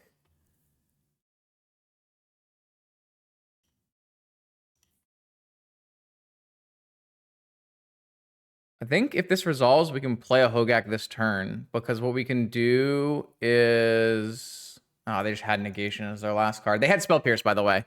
We played around Spell Pierce. Wow, that's a huge win. I actually played around this. Spell Pierce, that's really nice. All right.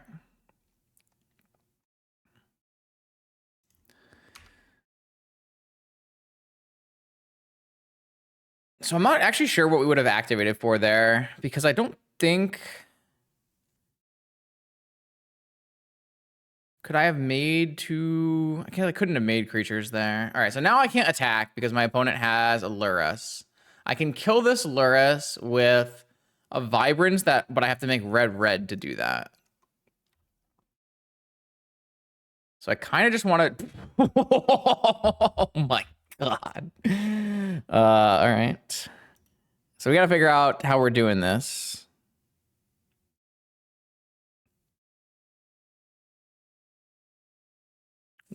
We have... No, they have another Force and another Spell Pierce. All right. So I can't actually block my opponent because they'll just replay Bowmaster.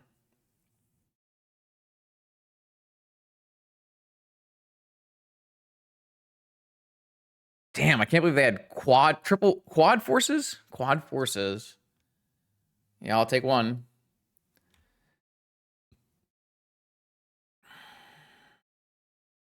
They drew Frog.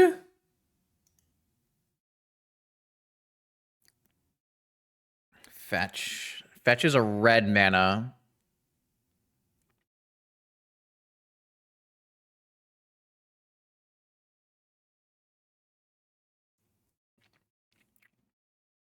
We might just have to activate.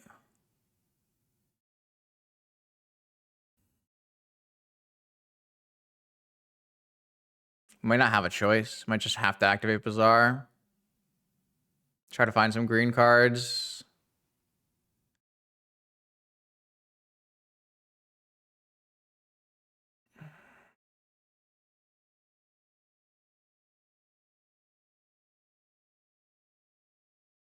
The fact that we got both of our freaking survivals countered there was super bad. I thought the second survival was getting through and we'd have a good chance. I think I have to activate here. Every turn I don't activate, this frog jumps and it's really bad for me. So I activate and this orc becomes a 3/3 and shoots the root walla. My opponent lost connection to the game. I lose a cradle mana. I can pitch Hogak and Squee for value. I mean, it's super high value Bazaar activation. It's just making this orc army bigger and losing a root walla. But I have to do it. An opponent has to come back from losing connection. Damn. Okay. Let's see what happens here. Drawing frog. Not good for me.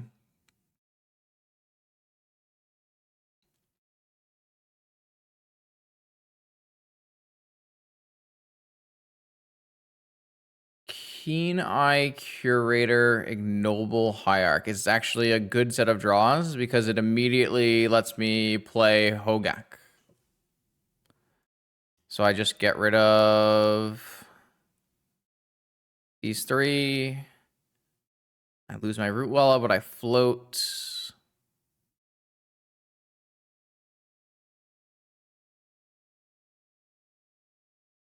Wow, I actually think that worked out about as well as it possibly could. Play a Keen Eye Curator. This thing's going to be a 7/7 too, by the way. We just have to activate 4 different cards on the next turn, and it's a 7/7. I think we actually might have gotten out of this. I need to make sure I leave Squee, and I leave... As long as there are 4 or more different types of cards. Opponent's graveyard has instant and land. So I can get rid of instants and lands. Unless they... No, they can eat with frog. So I need to leave 4 different types in my yard. So I want to leave Squee, enchantment, 1 land,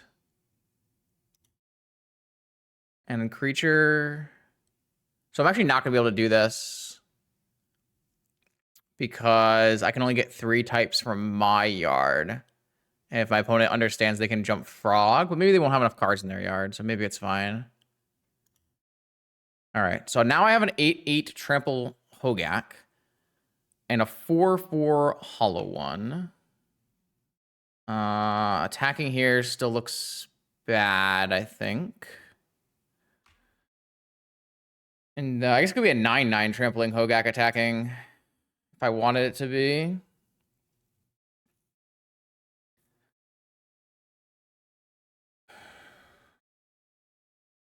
This is tough for them, I think. As long as they don't draw like Twister off the top. They gained flying.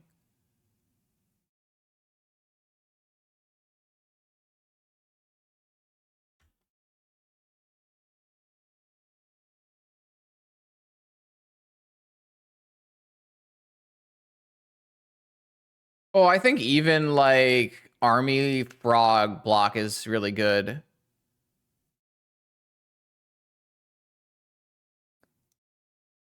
They hit the cradle. They didn't hit the cradle? Okay, so I should have enough activates then. You're right. I think I forgot about Exalted on my attack. That's true.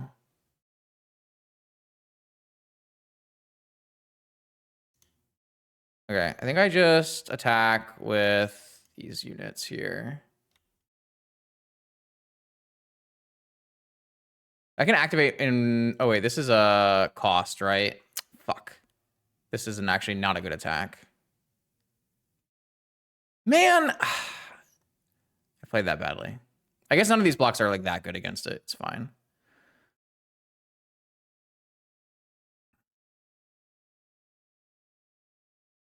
We'll just like see if they...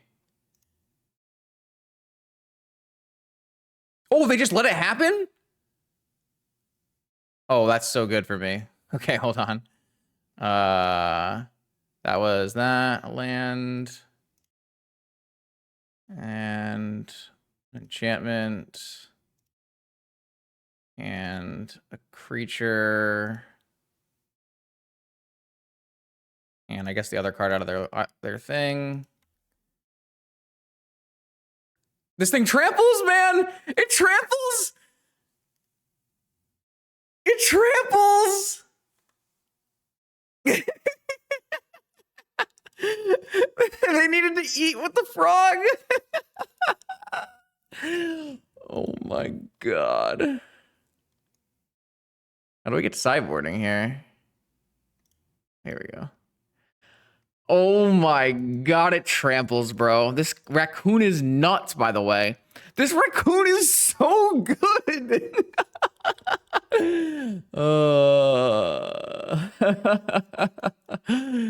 Okay. So I'm gonna bring in Dismember and Endurance. And then I'm gonna take out Wistfulness, Chalice, Oofs. I probably want one way to remove an artifact, don't I? I guess I'll keep Wistfulness. And I'll take out one Squee, because I probably will not be activating Bazaar that many times. Bam. Vibrance has been extremely good. We have not cast any for 5, but we've cast it. I mean, we could have cast it as an all green for 5 once, which we probably were supposed to, actually. We've cast it for Evoca many times, and it's been good many times. This raccoon is crazy, by the way. I've told you, chat. Did I not say in the intro that the raccoon is nuts? It's just cost green is the problem. But our deck doesn't care about green. No problem. If our opponent had wastelanded Gaia's Cradle instead of Bazaar, I don't think we could have won those, but that's okay.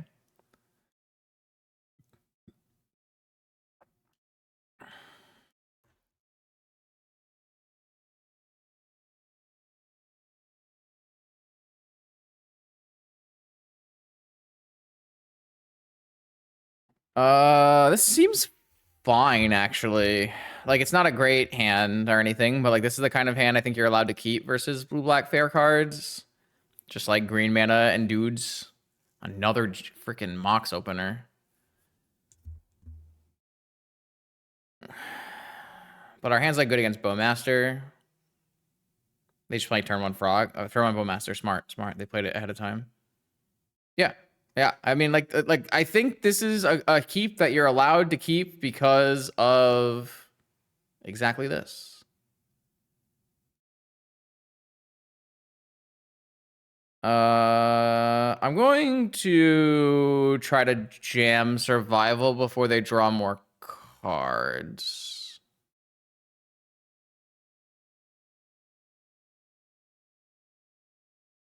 Okay.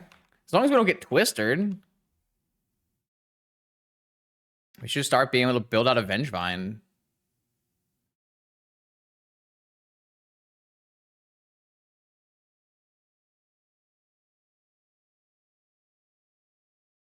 I think what we do will be activate Survival, pitching Endurance, getting Squee, activating Survival, pitching Squee, getting Vengevine. Oh, maybe we don't need a Squee.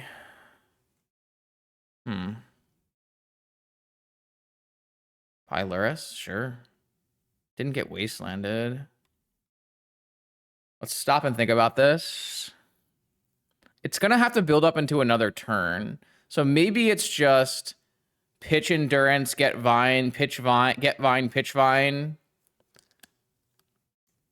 With all on their end step, obviously. You don't have to make any choices now. I don't think we're playing any cards now. It depends on if they play Graveyard Hit or not on their turn.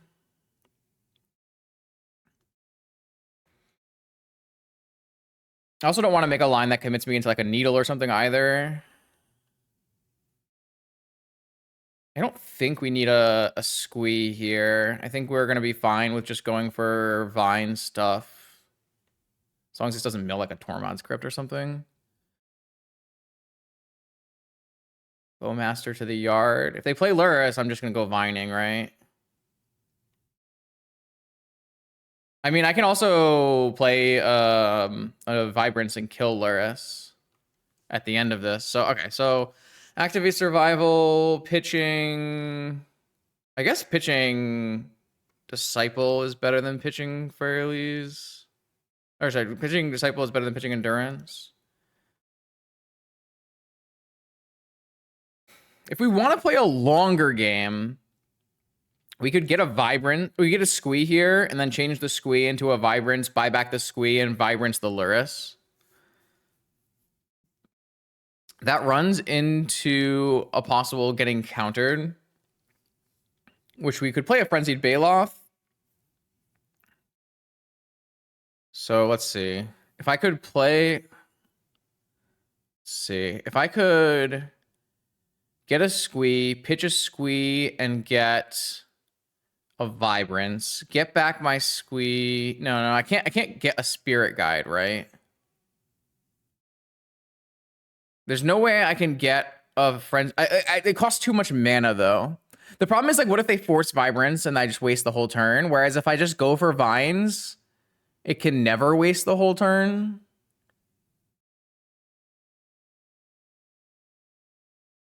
I think I'm just supposed to go for Vines.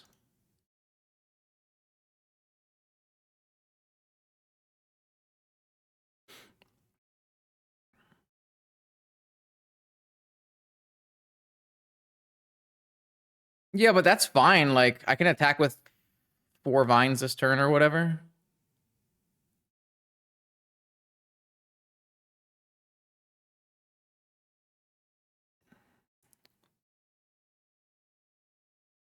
So, how many Vines can I get, actually? Is it only 3?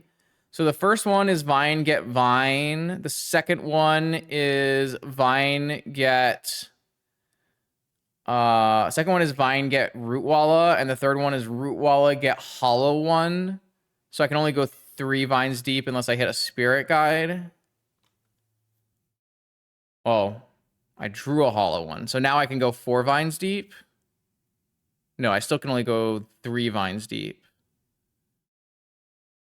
So I pitch Vengevine, and I get a Vengevine.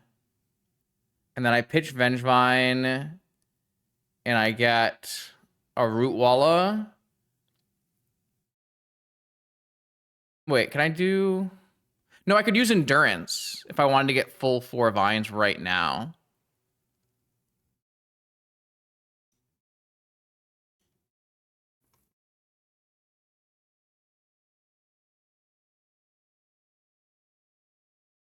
So I get a Vine.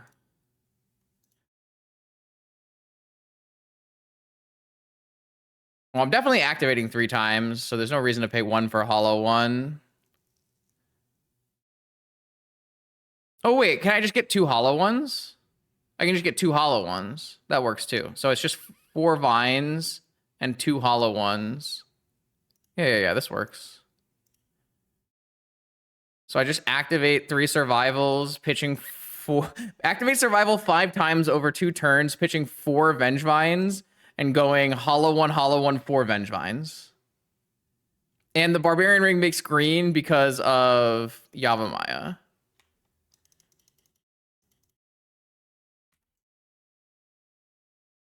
Yes.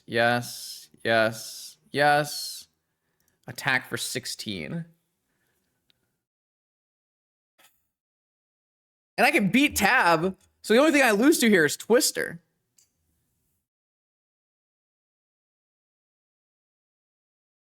I might not even lose to Twister.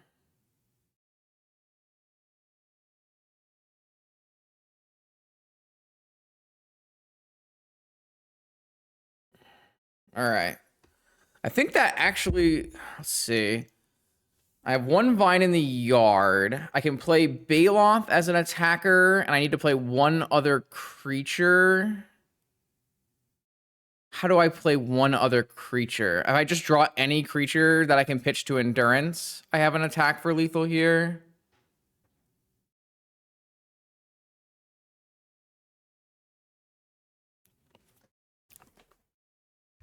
So, oh wait, this. I don't need a creature. I have a green card. Okay, so I'm good here. So I just am good no matter what.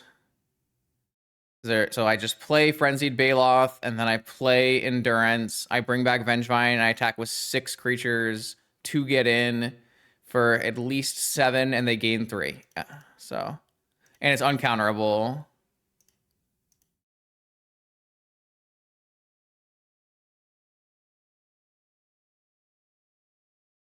Oh, I hit the wrong no. I wanted to know the Endurance.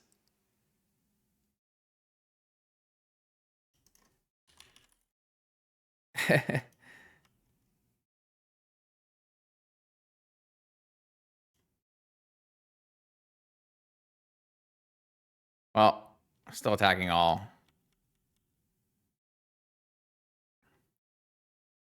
I meant to know the Endurance is what I was thinking about in my head, but the Vengevine was first.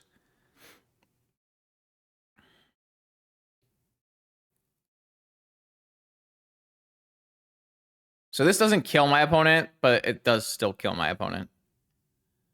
Like, they don't lose the game, but they lose their whole board, so.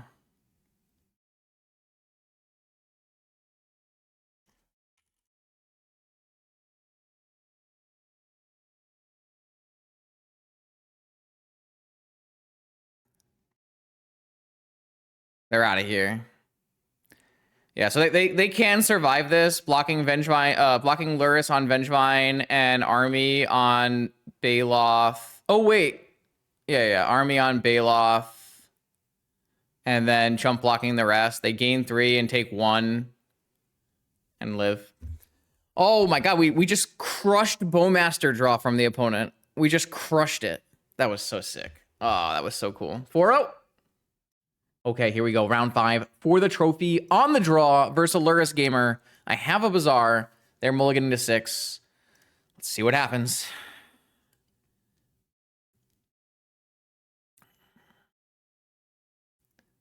It's a hand. It's a hand. It's not a bad one. We'll see. Could be. We haven't played against the good Lurrus deck yet, which is Lurrus PO, by the way. Don't tell anybody. Saga Gaming and Soul Ring. That would be bad. And Sapphire and Thunder Trap Trainer and Vexing Bauble. Oh, brutal. That's bad for us, chat. That is bad for us. I think I'm going to resolve Survival of the Fittest instead of Bazaar here. So if I go resolve Survival of the Fittest, yeah, I think that's... We gotta get some Vengevines going fast. Also, we could tutor for a Wistfulness to kill this Saga as well, right? Yeah, I think that's the play.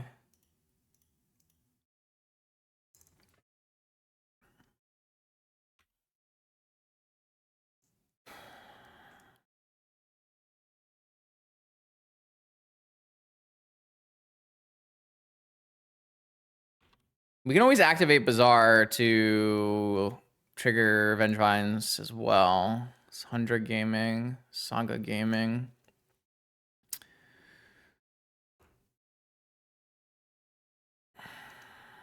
We could also get Vibrance and then tutor for a Wasteland.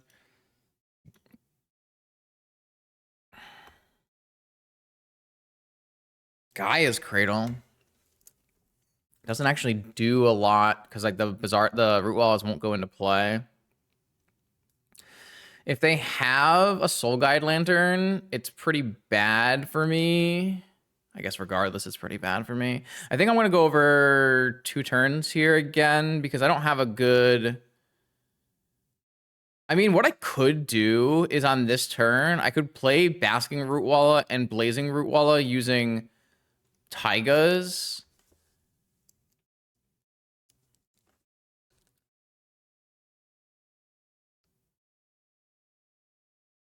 I could go slower, and I could pitch something and find Squee, and then use Squee to find Baloth. But I'm not beating these constructs, am I? I might beat the constructs, I guess, if I go wide enough. Like, shouldn't we just, like, go for 4 Vengevines?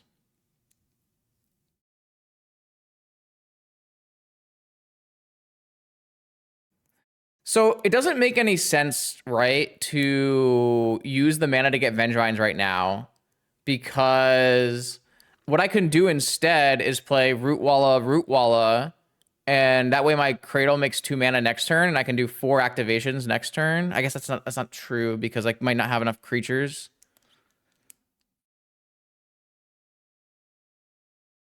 I don't... the biggest problem is my opponent's just going to make 2 large constructs. I think I'm just going to play my Taiga out, and I'm not going to get needled somehow here, and I'm just going to pass and see what they do.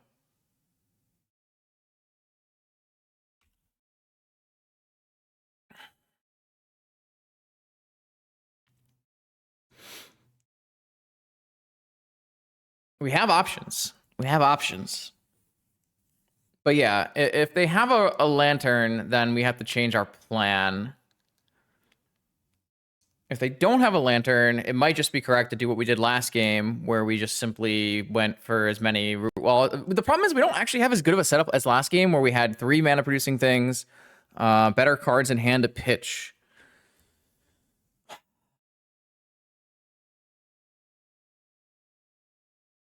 I guess, yeah, fetching around Needle doesn't make sense if they can just Needle Survival. That's probably true. Then we'll have regretted not playing our little lizards out here.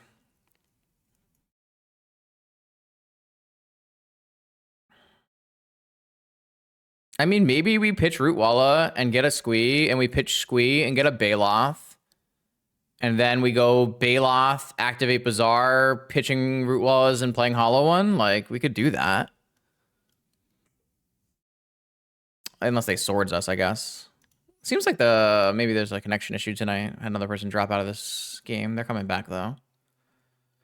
I mean, this seems like it's PO, and if it's PO, it's really looks rough for us. But if it's not PO and it's like Esper, maybe there's a better chance. We'll see.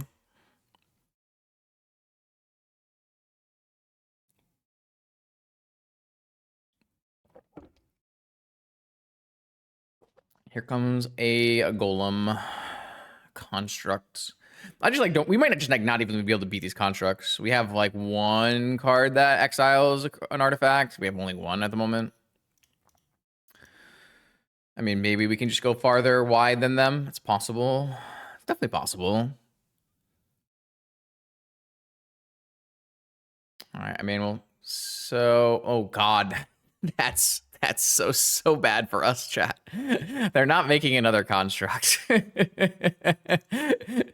That's how you know you're dead usually.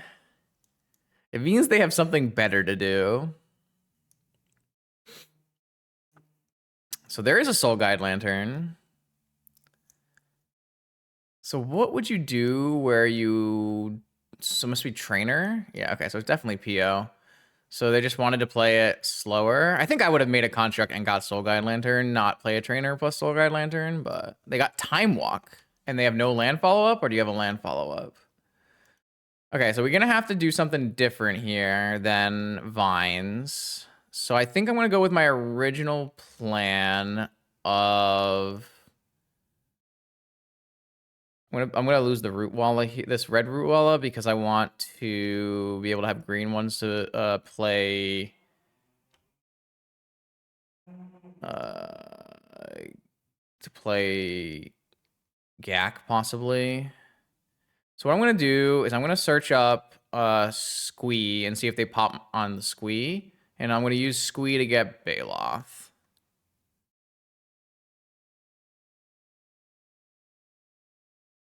And we'll see if they like hit the lantern on just Squee. Probably not, because they're worried about getting vined, right?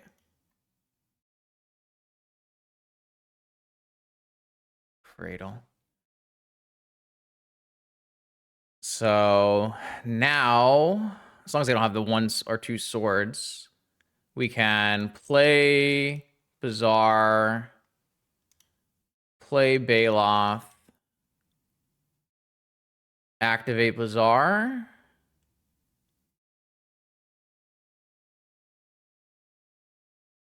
Pitching Squee and Rootwalla. And I guess one of my 3 Gaia's Cradles. And then I can cast this Rootwalla through the Vexing Bauble, as it cannot be countered. And then I can cast this Hollow One through the Vexing Bauble, as it cannot be countered. And I get to attack with 3 Trample. Haste. They have a Time Walk, so they have 2 turns here. Oh, just cracking on my Squee. And cracking the Bauble. Ah, okay. So they drew 2 cards. They're going to try to play this game out normally. And we don't have a creature right now for our survival. But we do have a Gaia's Cradle to pump Rootwalla.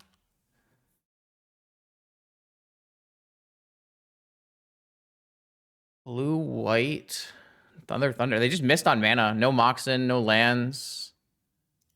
Swords. They got swords, but they don't have any mana. This actually looks like a win for us. So we do want to naturally draw. We drew another Squee? Okay, how do I best play this turn? We activate 5 times on survival. Getting all 4 Vengevines. No, getting all 4 Vengevines and a Rootwalla, and then playing a Hogak.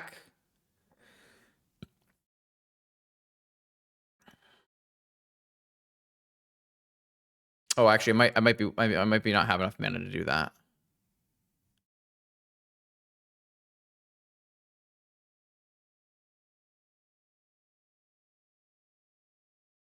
Let's see how much I actually have. I think I have 3 more activations. And I need one of them to be a creature along the way. So I think this one can be a Vengevine. Then the next one can be a Rootwalla. And then the last one can be a Hogak or a Hollow One.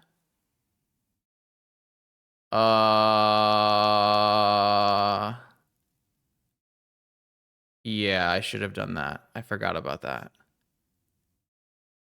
Well, yeah, I should have done that. Okay, sorry. Let me activate this whole priority and activate Bazaar.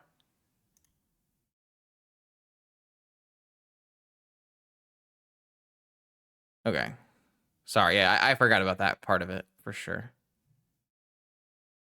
Okay, so now I can just get all 4 Vengevines.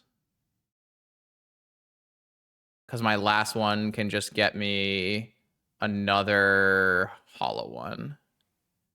This doesn't get me a Hogak, unless I want to tap these 2. I don't, because I want to attack with them. Yeah.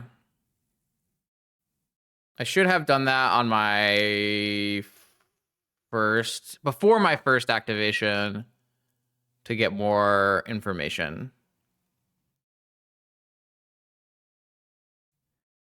Well, Rootwallas aren't free off of survival because the second one will always trigger the Vengevine. So, and I had to activate Cradle beforehand. I didn't have to activate it right away, though. I could have started with, like, I could have started by grabbing a Rootwalla and putting 1 Rootwalla in play and then going for Vengevine's Hollow One. Yeah. But I would have to have 3 Cradle activations to have done that, right? I have to take the first one to spin it into a Squee. The second one has to turn it into... Sorry, the Squee gets turned into a Root Walla, and then the Root Walla gets turned... Yeah, so it would have worked here. So I could have gone, like, turn the Squee into a Root Walla, turn the Root Walla into a Vengevine, and then this gives me +1 on Cradle. And then it would be pitch all 4 Vengevines and play Hollow One as the second creature. So that would have worked too. Also, I should have just activated Bazaar first. So like, there's some nuance to making this as the best it possibly can be. And obviously that was not the best it could be. But we capitalized on our opponent's small mana. We beat a turn 1 Vexing Bauble. We beat a turn 1 Saga Gaming. That was a pretty freaking great. I think I'm keeping Chalice no matter what here, and I'm bringing in Vigors and Oofs. Even though Vigors and Oofs are not as good against this kind of deck as they used to be, I think you're still trying to play them. And you might be looking for Wasteland as well. And then I don't think you're looking at Barbarian Ring. Maybe one Squee goes. Maybe... I think I want to keep Wistfulness. Maybe the Chalice has to go. Maybe it's like Freyalise, Hogak, Endurance, Keen Eye. I actually kind of like a Keen Eye Curator here. It's kind of a little sad because I think all of our cards are pretty good in the matchup. I guess I don't really need a Wistfulness. I guess I don't need a Wistfulness. Maybe it's something like this. Feels a little weird because they're like getting rid of a bunch of our tools, but it's probably fine. Thanks for the raid, Tony. Hope you had a good stream. We're here in the final round of our league. We're trying to trophy with our Survival of the Fittest of Vibrance, Bizarre, Aggrovine Brew. We've ran really hot today.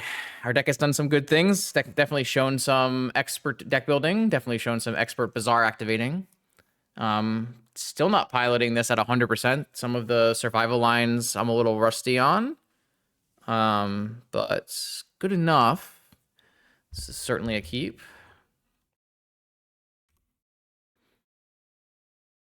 I would definitely not put us as favored. I think our opponent's deck is pretty good versus ours with 4 Swords to Plowshares. We'll try our best. Mana Crypt is not a good sign. Stock Up is not a good sign either. We do have 4 Oofs, but like I said, opponent has 4 Swords, 2 Flames. It's not that simple anymore in Vintage. Can't just oof the Tinker deck. And a Soul Guide Lantern. I'm not as worried about Soul Guide Lantern. I'm more worried about getting PO'd. I can't do much here other than Bazaar activate. And we have this Cradle to do things next turn, so... Let's get rid of Root Walla, and... I guess we could have maybe cut this Forest. We didn't hit a Gaia's Cradle, so we don't get a huge mana boost from these Root Wallas. We do have a Wasteland if it's good at all, and we have Yavimaya, which means we could technically have the mana to play Survival next turn, even though we played a Bazaar. I would say we're super dead from the spot, but can't really mulligan my hand. I think my hand was pretty strong. Ancestral.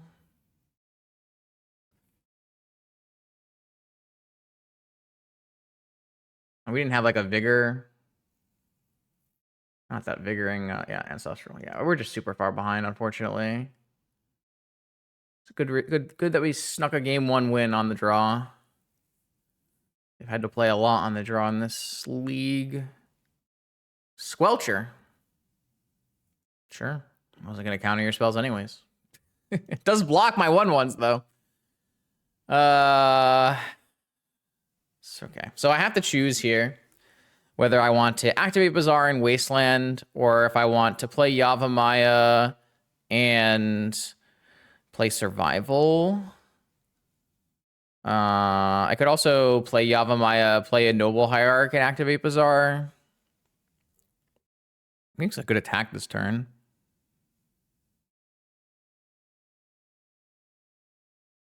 I think I need a survival to go because I need to get a Collector Hoof in play, right? I think wasting the Tundra is pretty strong if they're not POing, which they could just PO. If they had PO, they would have just cast PO and killed us. But activating Bazaar gets us to Vigor. I think I want to activate Bazaar. Play a Yavimaya, play a Hierarch. Jesus, those are not none of these are good draws. All right. Am I hesitant to get rid of... I just don't need this Vibrance, right? What is this Vibrance really doing for me here? Nothing? Nothing. Okay. I'm gonna go Yavimaya, Ignoble Hierarch, attack.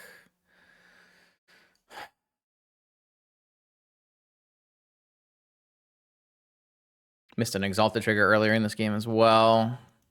Didn't see a good attack when I had one. So yeah, I mean, we could have even played this league better than we did. Vibrance has been great.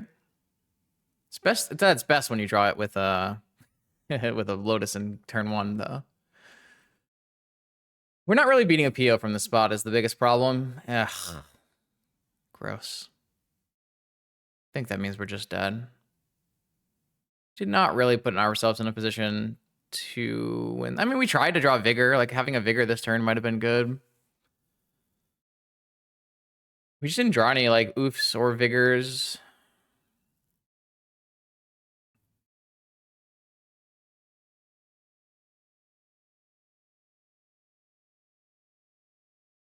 Can't really waste them off of anything anymore. It's unlikely our survival will resolve.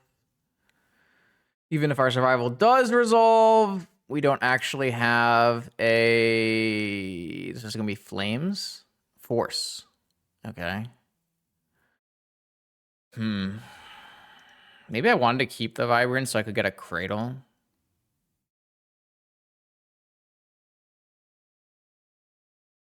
God, we are not drawing any cards that do anything. It's probably just cast 2 survivals and hope they don't have double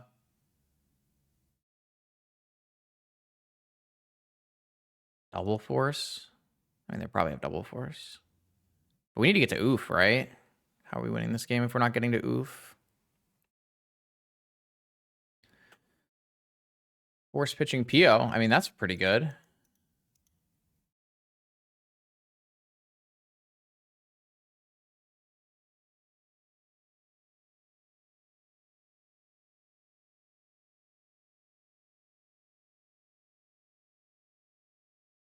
Crack Lantern in response.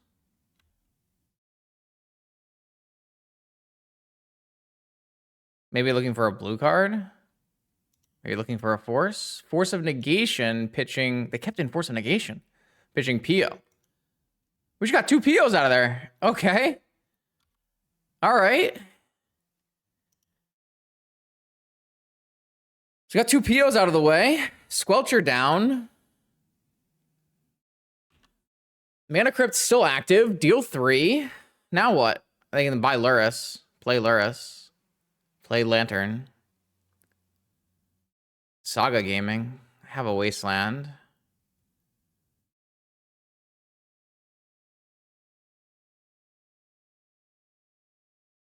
We're still just getting outvalued by the Jeskai control deck version of PO here.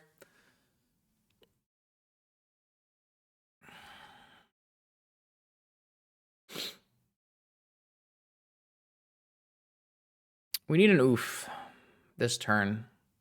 I need an oof. Oh, the Wasteland, the Saga too. Vine. Okay, new plan. Cast Vengevine.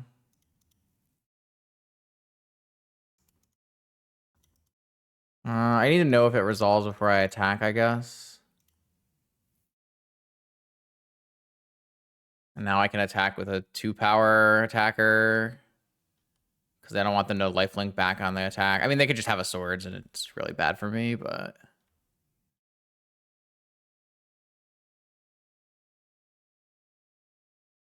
I mean, we're still too far behind, right? Can't ever get them off of swords either. Maybe they didn't bring swords in. If they brought in negation, maybe they didn't bring swords in. Just kidding. Maybe I should have just attacked then.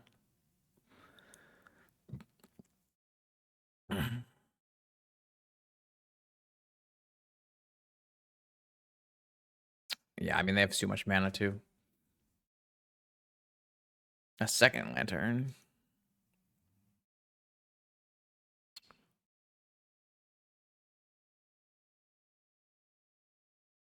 Yeah. This is why my deck is... This is why I think my deck is, like, the best in the format. You can just play all kinds of different types of magic, and you do them all well. Not a bad card by any means here.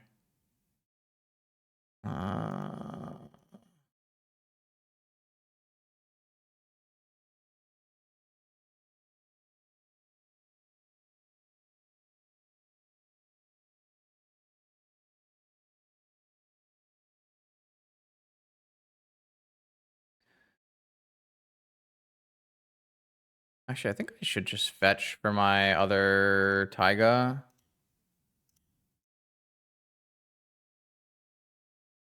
And I'm going to start by exiling this lantern. And then I'm definitely... I guess I get an attack in here because if they block, I just eat it after.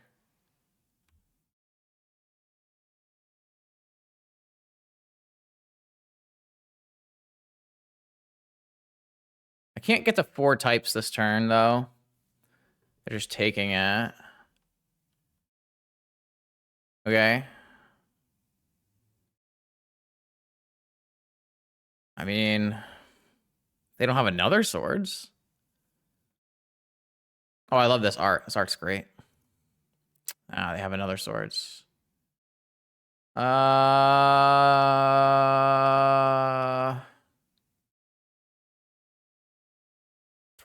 I mean, there's nothing here for me. I can eat this swords, I guess.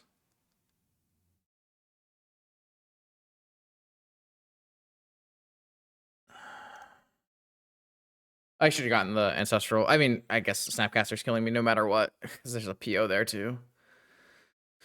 Oh, I should have gotten the Ancestral, though. It's fine.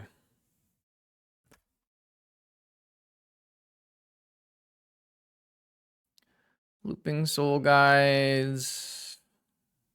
Yeah. I mean, my deck is... Why'd I build such a good deck, you know?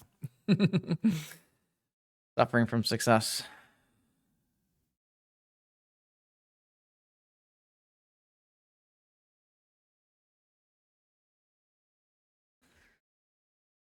I mean, I can cast it.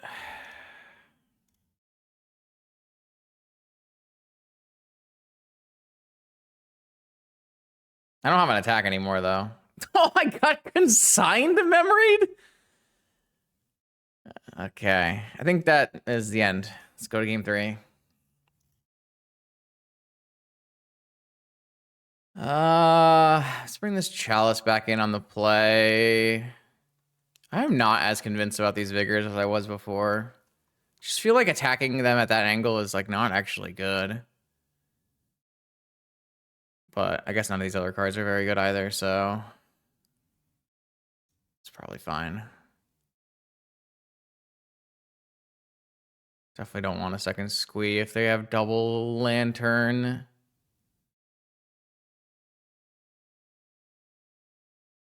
Okay. Oh, the forest? Yeah, I mean, I don't know. Is it better or worse than Vigor?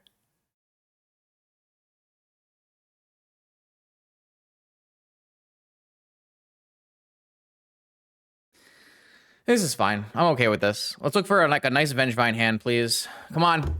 Come on, game. Give me a nice Vengevine hand into Cradle Oof. Come on. Help a guy out.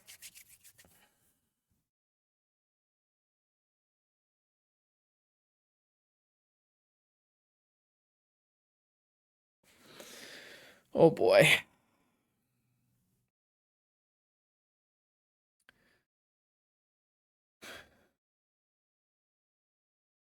All right.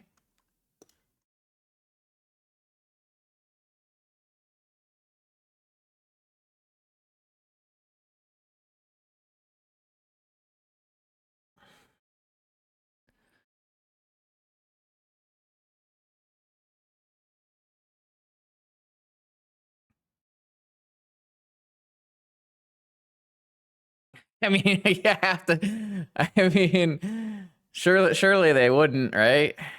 Surely you want to counter the spell off of Lotus, right? I'm gonna use my Lotus Vibrance combo again to find Bizarre. I think it's better than like casting Survival. I mean, I'm going to cast Survival after if they counter my Vibrance, but it's gonna be a slow game if I have to play this from Survival Emerald, but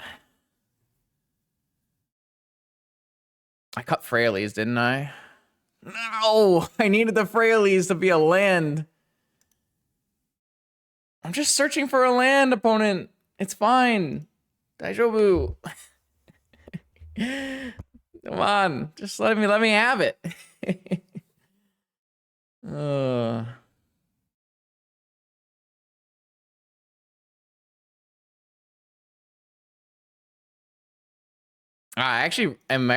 I wish I didn't have the forest, and I wish I had Frailes instead of forest. Actually, that's like a pretty straightforward. I should have Frailes instead of forest. So that's on me, sadly. If I had Frailes instead of forest, I could like search for a Frailes right away and pitch Root Walla would be pretty good. Mana Vault. I'm looking for a land, please. It's a Vengevine. So I can pitch Vengevine and get Elvish Spirit Guide.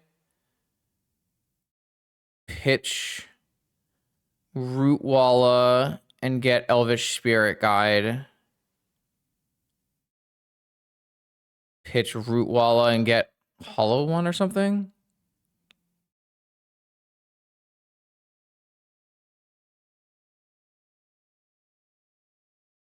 Something like that.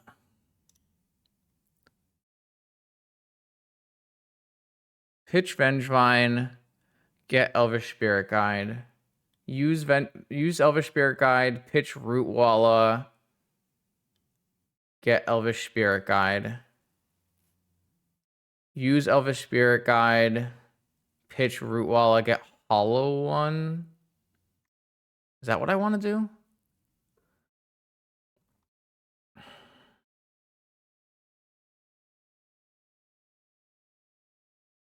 Pitch Vengevine 1, get Elvish Spirit Guide. Pitch Hollow Right Walla 1, get.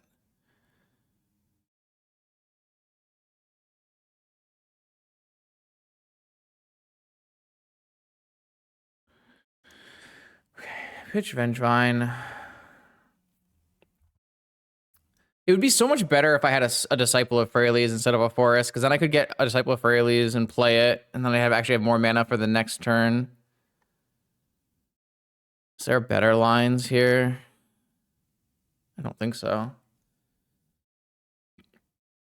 Elvish Spirit Guide. Exile Elvish Spirit Guide. Discard Root Walla.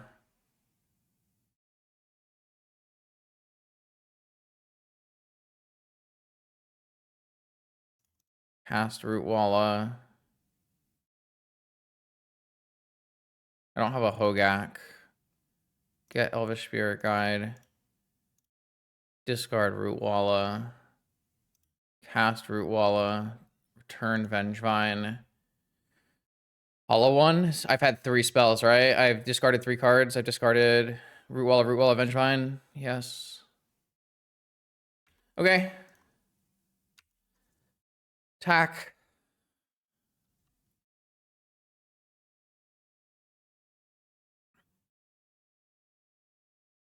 Three cards in my opponent's hand.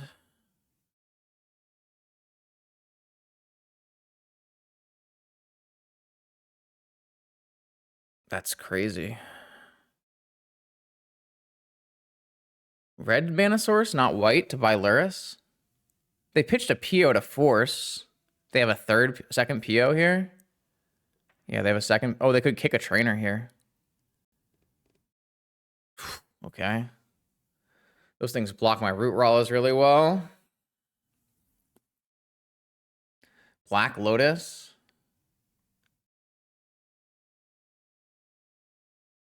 I don't really have a good combo here to get to like oof either. Just not enough. I guess we should just be happy they didn't force my Black Lotus. Because if they had forced my Black Lotus, I'd be in a whole world of trouble here. I really wish I had the Freyerlies, though, instead of the first Elvish Spirit Guide. Because then I'd have the mana to be able to, like, if I drew a land, I could go search for a Collector Roof.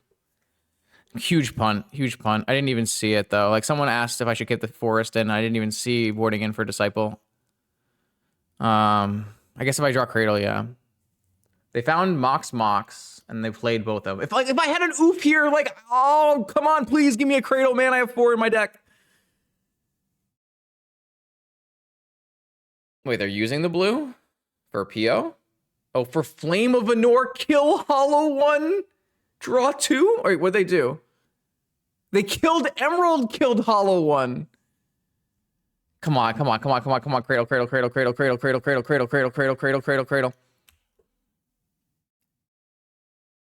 I mean, that's not the worst card I could draw. I fucked up so bad with the... I think the Freylies is actually, like, exactly what I wanted here, too. It's super sad. My opponent should definitely have fetched another white source, right? I guess they fetched a red source because they had last card, Flame of Venor. Oh, if I had drawn a Vigor, it would have been a lot better. I could kill these two things, and they have, like, nothing going for them, and they're taking damage. Here they can draw... They do swords. Okay. All right. That's not good. That is not good. I built too good of a deck, chat. Sorry. My Jeskai deck's too good. This isn't good, though. The Vigor's not good now because they can just buy Lurrus and play it when it happens. I guess I just... Yeah, I don't have anything here. I just have to pass.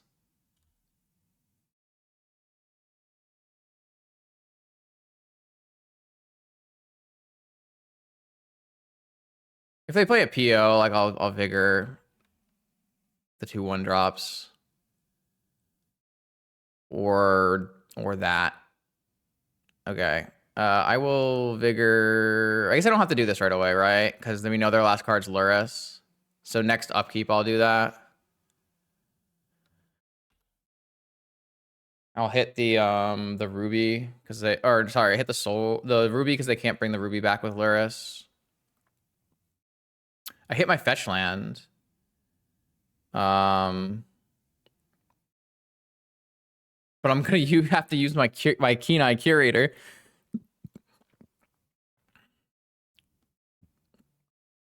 I guess I can attack with my Root Wallow.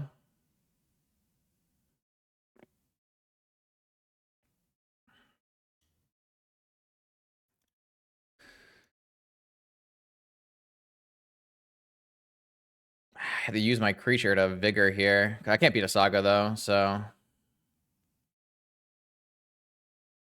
At least we turned off Flame of Venor, I guess. Pump. Oh, I guess if they Lurrus back a Thundertrap Trainer, it's pretty bad for us.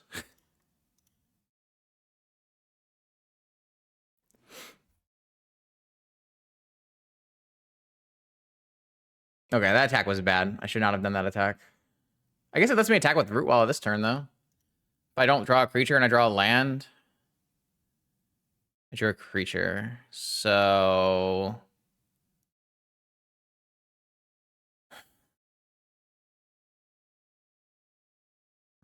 I guess I'm going to turn that into a Squee. And then next turn, I turn the Squee into something else. Or do I just turn it into a oof and try to draw a land? I guess there's no reason to do it now, right? There's nothing I'm playing on this turn. There's a mana vault in play. Maybe they'll just never draw anything that matters. Oh, they're going to untap the mana vault? That's bold.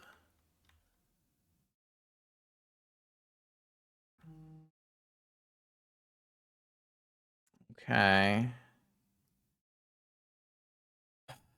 So, what does this get us? We do have a Hierarch.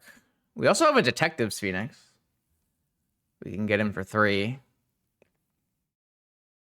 Getting a squee first means we can always have a creature every turn. Getting an oof means if we hit a land, we jam an oof, and it's insane.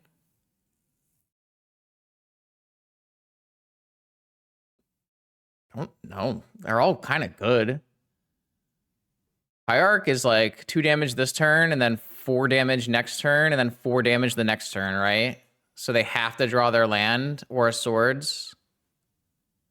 Like, Hierarch's pretty damn good here, isn't it? But, like, getting squee and then Hierarch is even better. I think I am supposed to get squee.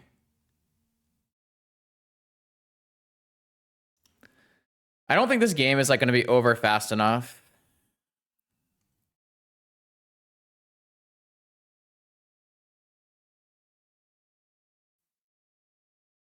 Hopefully I just draw a land and I can just go pitch squee for Hierarch, play Hierarch, attack for 2.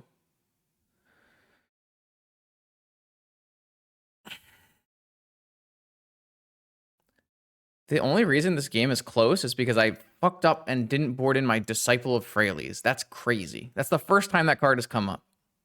But I put it in there for a reason, and I turned out to be right.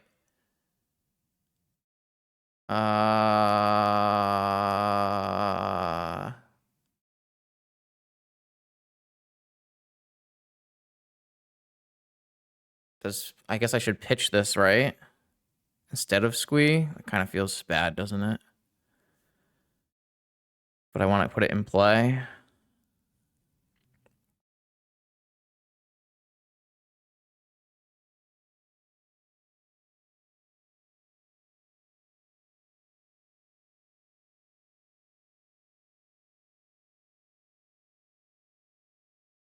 What does Spirit Guide do, chat? How does that help?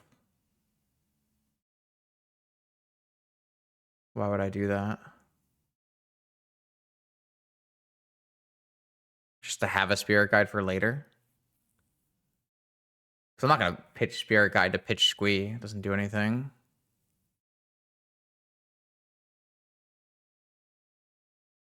Right? I don't think it does anything.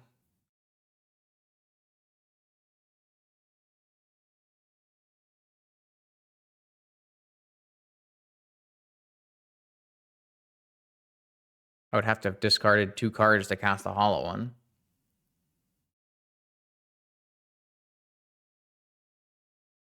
And have a mana left over. Which means I would have to have 3 total mana. Well, either way, I don't have to do this now.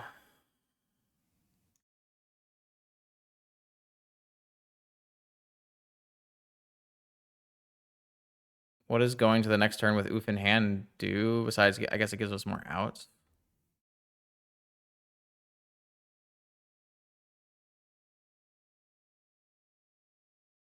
Well, I think we don't have to activate. Like, if we can get an Elvish Spirit Guide, I'm not against getting an Elvish Spirit Guide. I just don't think, like, it doesn't change anything right away, right? It doesn't change anything.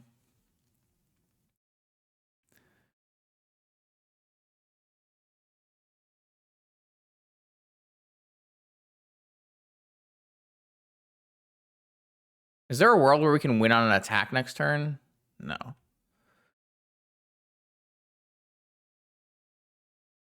They drew stock up. We're so fucked.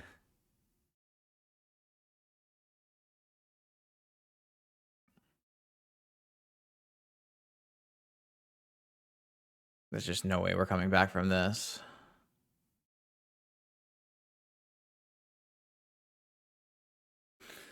Honestly, it's all about the Disciple. If we had 2 mana this whole game, we would easily win, right? And we just didn't have it because of bad sideboarding. Crazy. I threw away our trophy. Ah.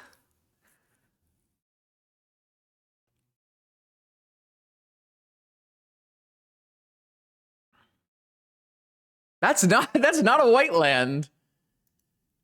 They could have found swords off of this, though. I'm definitely putting a root wall in play for clock purposes.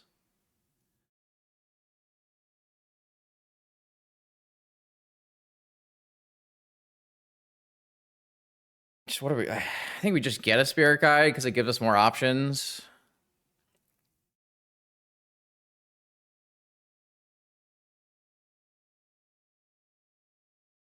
Root wall has a converted mana cost of 1. It's not like a vexing bubble. No worries, no worries.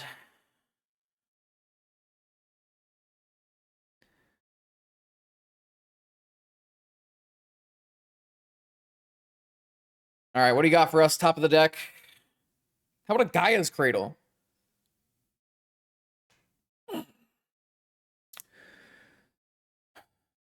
This is like the same exact spot as last turn, right? Except we have...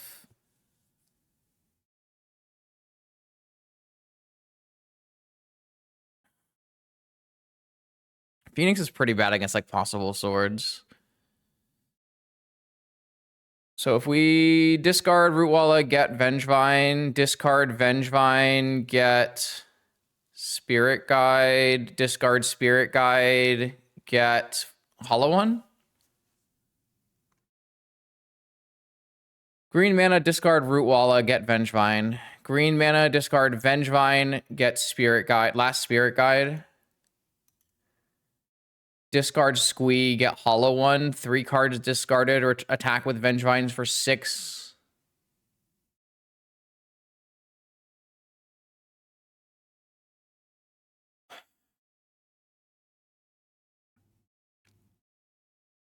Because we have no way of getting an oof still. I mean, if they just like play land and get, I gotta go faster here. If they like play land and like flame or swords or something, like, it's still probably winning, but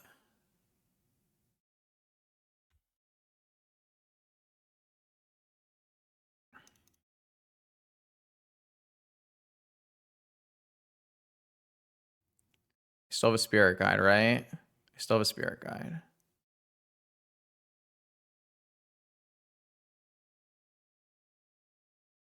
Yeah.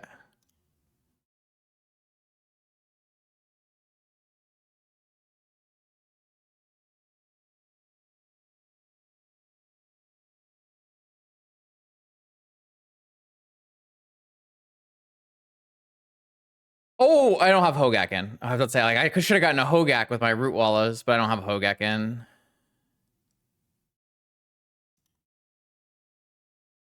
Not if it gets hit in response, right? As a target of the enchantment, or no? I don't know how bestow works. I'm not gonna lie to you. Double red! PO? What is it?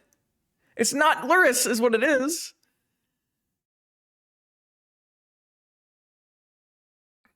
And we're gonna get through even without the Disciple, which would have been this. Oh. I think my opponent got so unlucky to lose this game. Like, my opponent was so far. It's like so much better spot. Though, to be fair, if they had forced Lotus, they would have instantly won the game. Still comes in as a creature. That's good to know. And it has haste, right? That's pretty good to know, actually. That's probably a line that we could have considered for sure.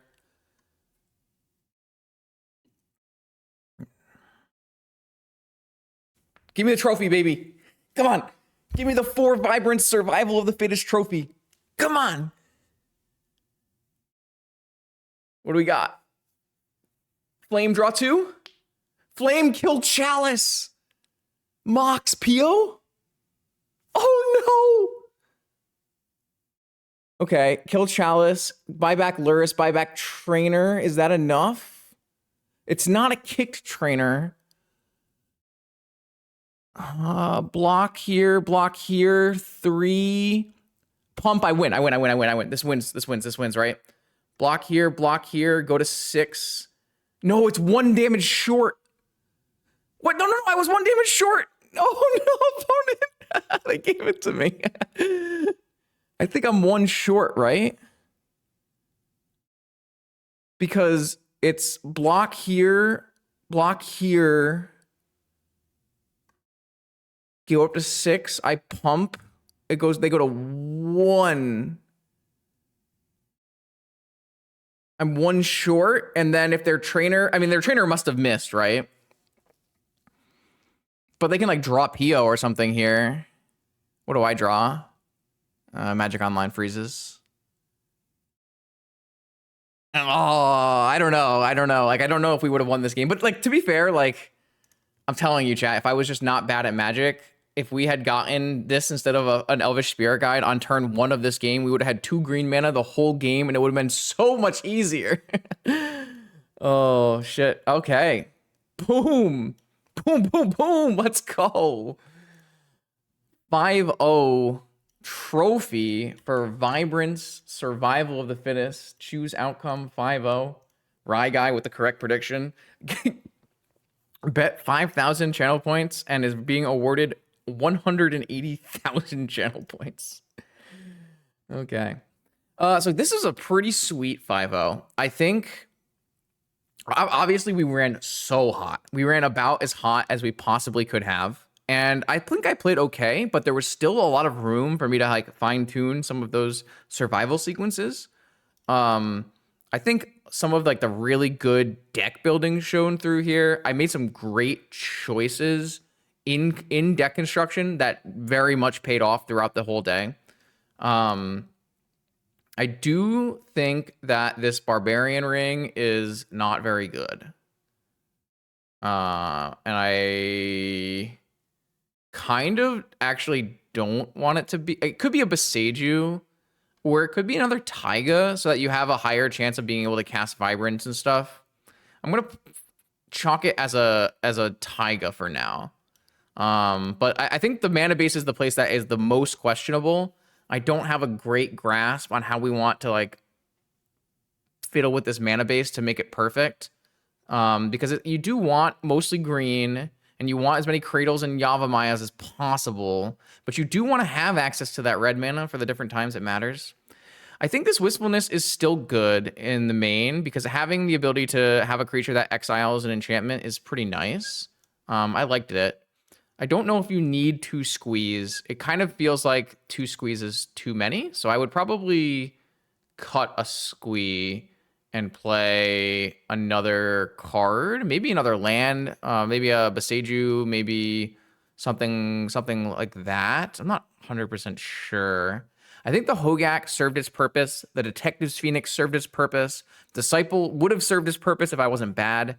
The Endurance didn't come up. The Endurance actually came up in the Doomsday match that we won. So actually, the Endurance served a purpose. I think 2 Collector Roof seemed like the right number. Like, obviously, you want 4 Collectors in the 75, so that was good. The Frenzy Baloth Tutor came up. The Curator came up. The Ignoble Hierarch came up. The Vibrance was great. The 4 Spirit Guides is a must. The full Vengevine package, almost the full Vengevine package of 16, 15 out of total. I think this was almost like the lands are the place where I'm the most questioned, but I really like how I put together the rest of the creatures in this deck. Sideboard wise, the Unchained Berserkers was a big, Dismembers were big. There's probably still some room in the sideboard to fiddle around, but I'm not 100% sure that, yeah, I think like these numbers could be different. We didn't actually play against a Bazaar deck, so that's something to keep in mind. I'm not 100% sure. And then the Chalice, I think, was good. I wasn't thrilled about the Chalice in the beginning, but it did serve its purpose. I'll put that Boseiju in instead of that other squee. What is that called? Endures. The Phoenix is good. So the Phoenix is like similar to an Anger, except it's much easier to use than Anger, and it's flying and it's haste, and it won us a game. So yeah. This is great. This was a really fun 5-0. Obviously, we ran really hot, so try this deck at your own peril. But obviously, the power level is there. I thought Vibrance as a card was quite good. We didn't ever cast it for red, but that should theoretically come up sometimes here. Green paired with Lotus and Emerald and Spirit Guide was very achievable as a pseudo Bazaar in multiple games in this run. And then we were supposed to cast it for 5 actually one time off of Cradle, but I just like went through the faster, just cast the Detective's Phoenix instead. But we were able to have a winning line where we cast this for 5 and then gave it Flying and Haste with the Detective's Phoenix. We cast it for red against mono white, or we could have, or we did. Oh, you're right, we did. We cast it for red to kill the White Puma Adventurer and get in for lethal. Oh wow, you're right. This was kind of a perfect league. It's going to be a perfect video, and I hope you enjoyed it, YouTube watchers, and thank you for chat for sticking around. More content on this YouTube channel every Monday, Wednesday, and Friday. I'll see you then.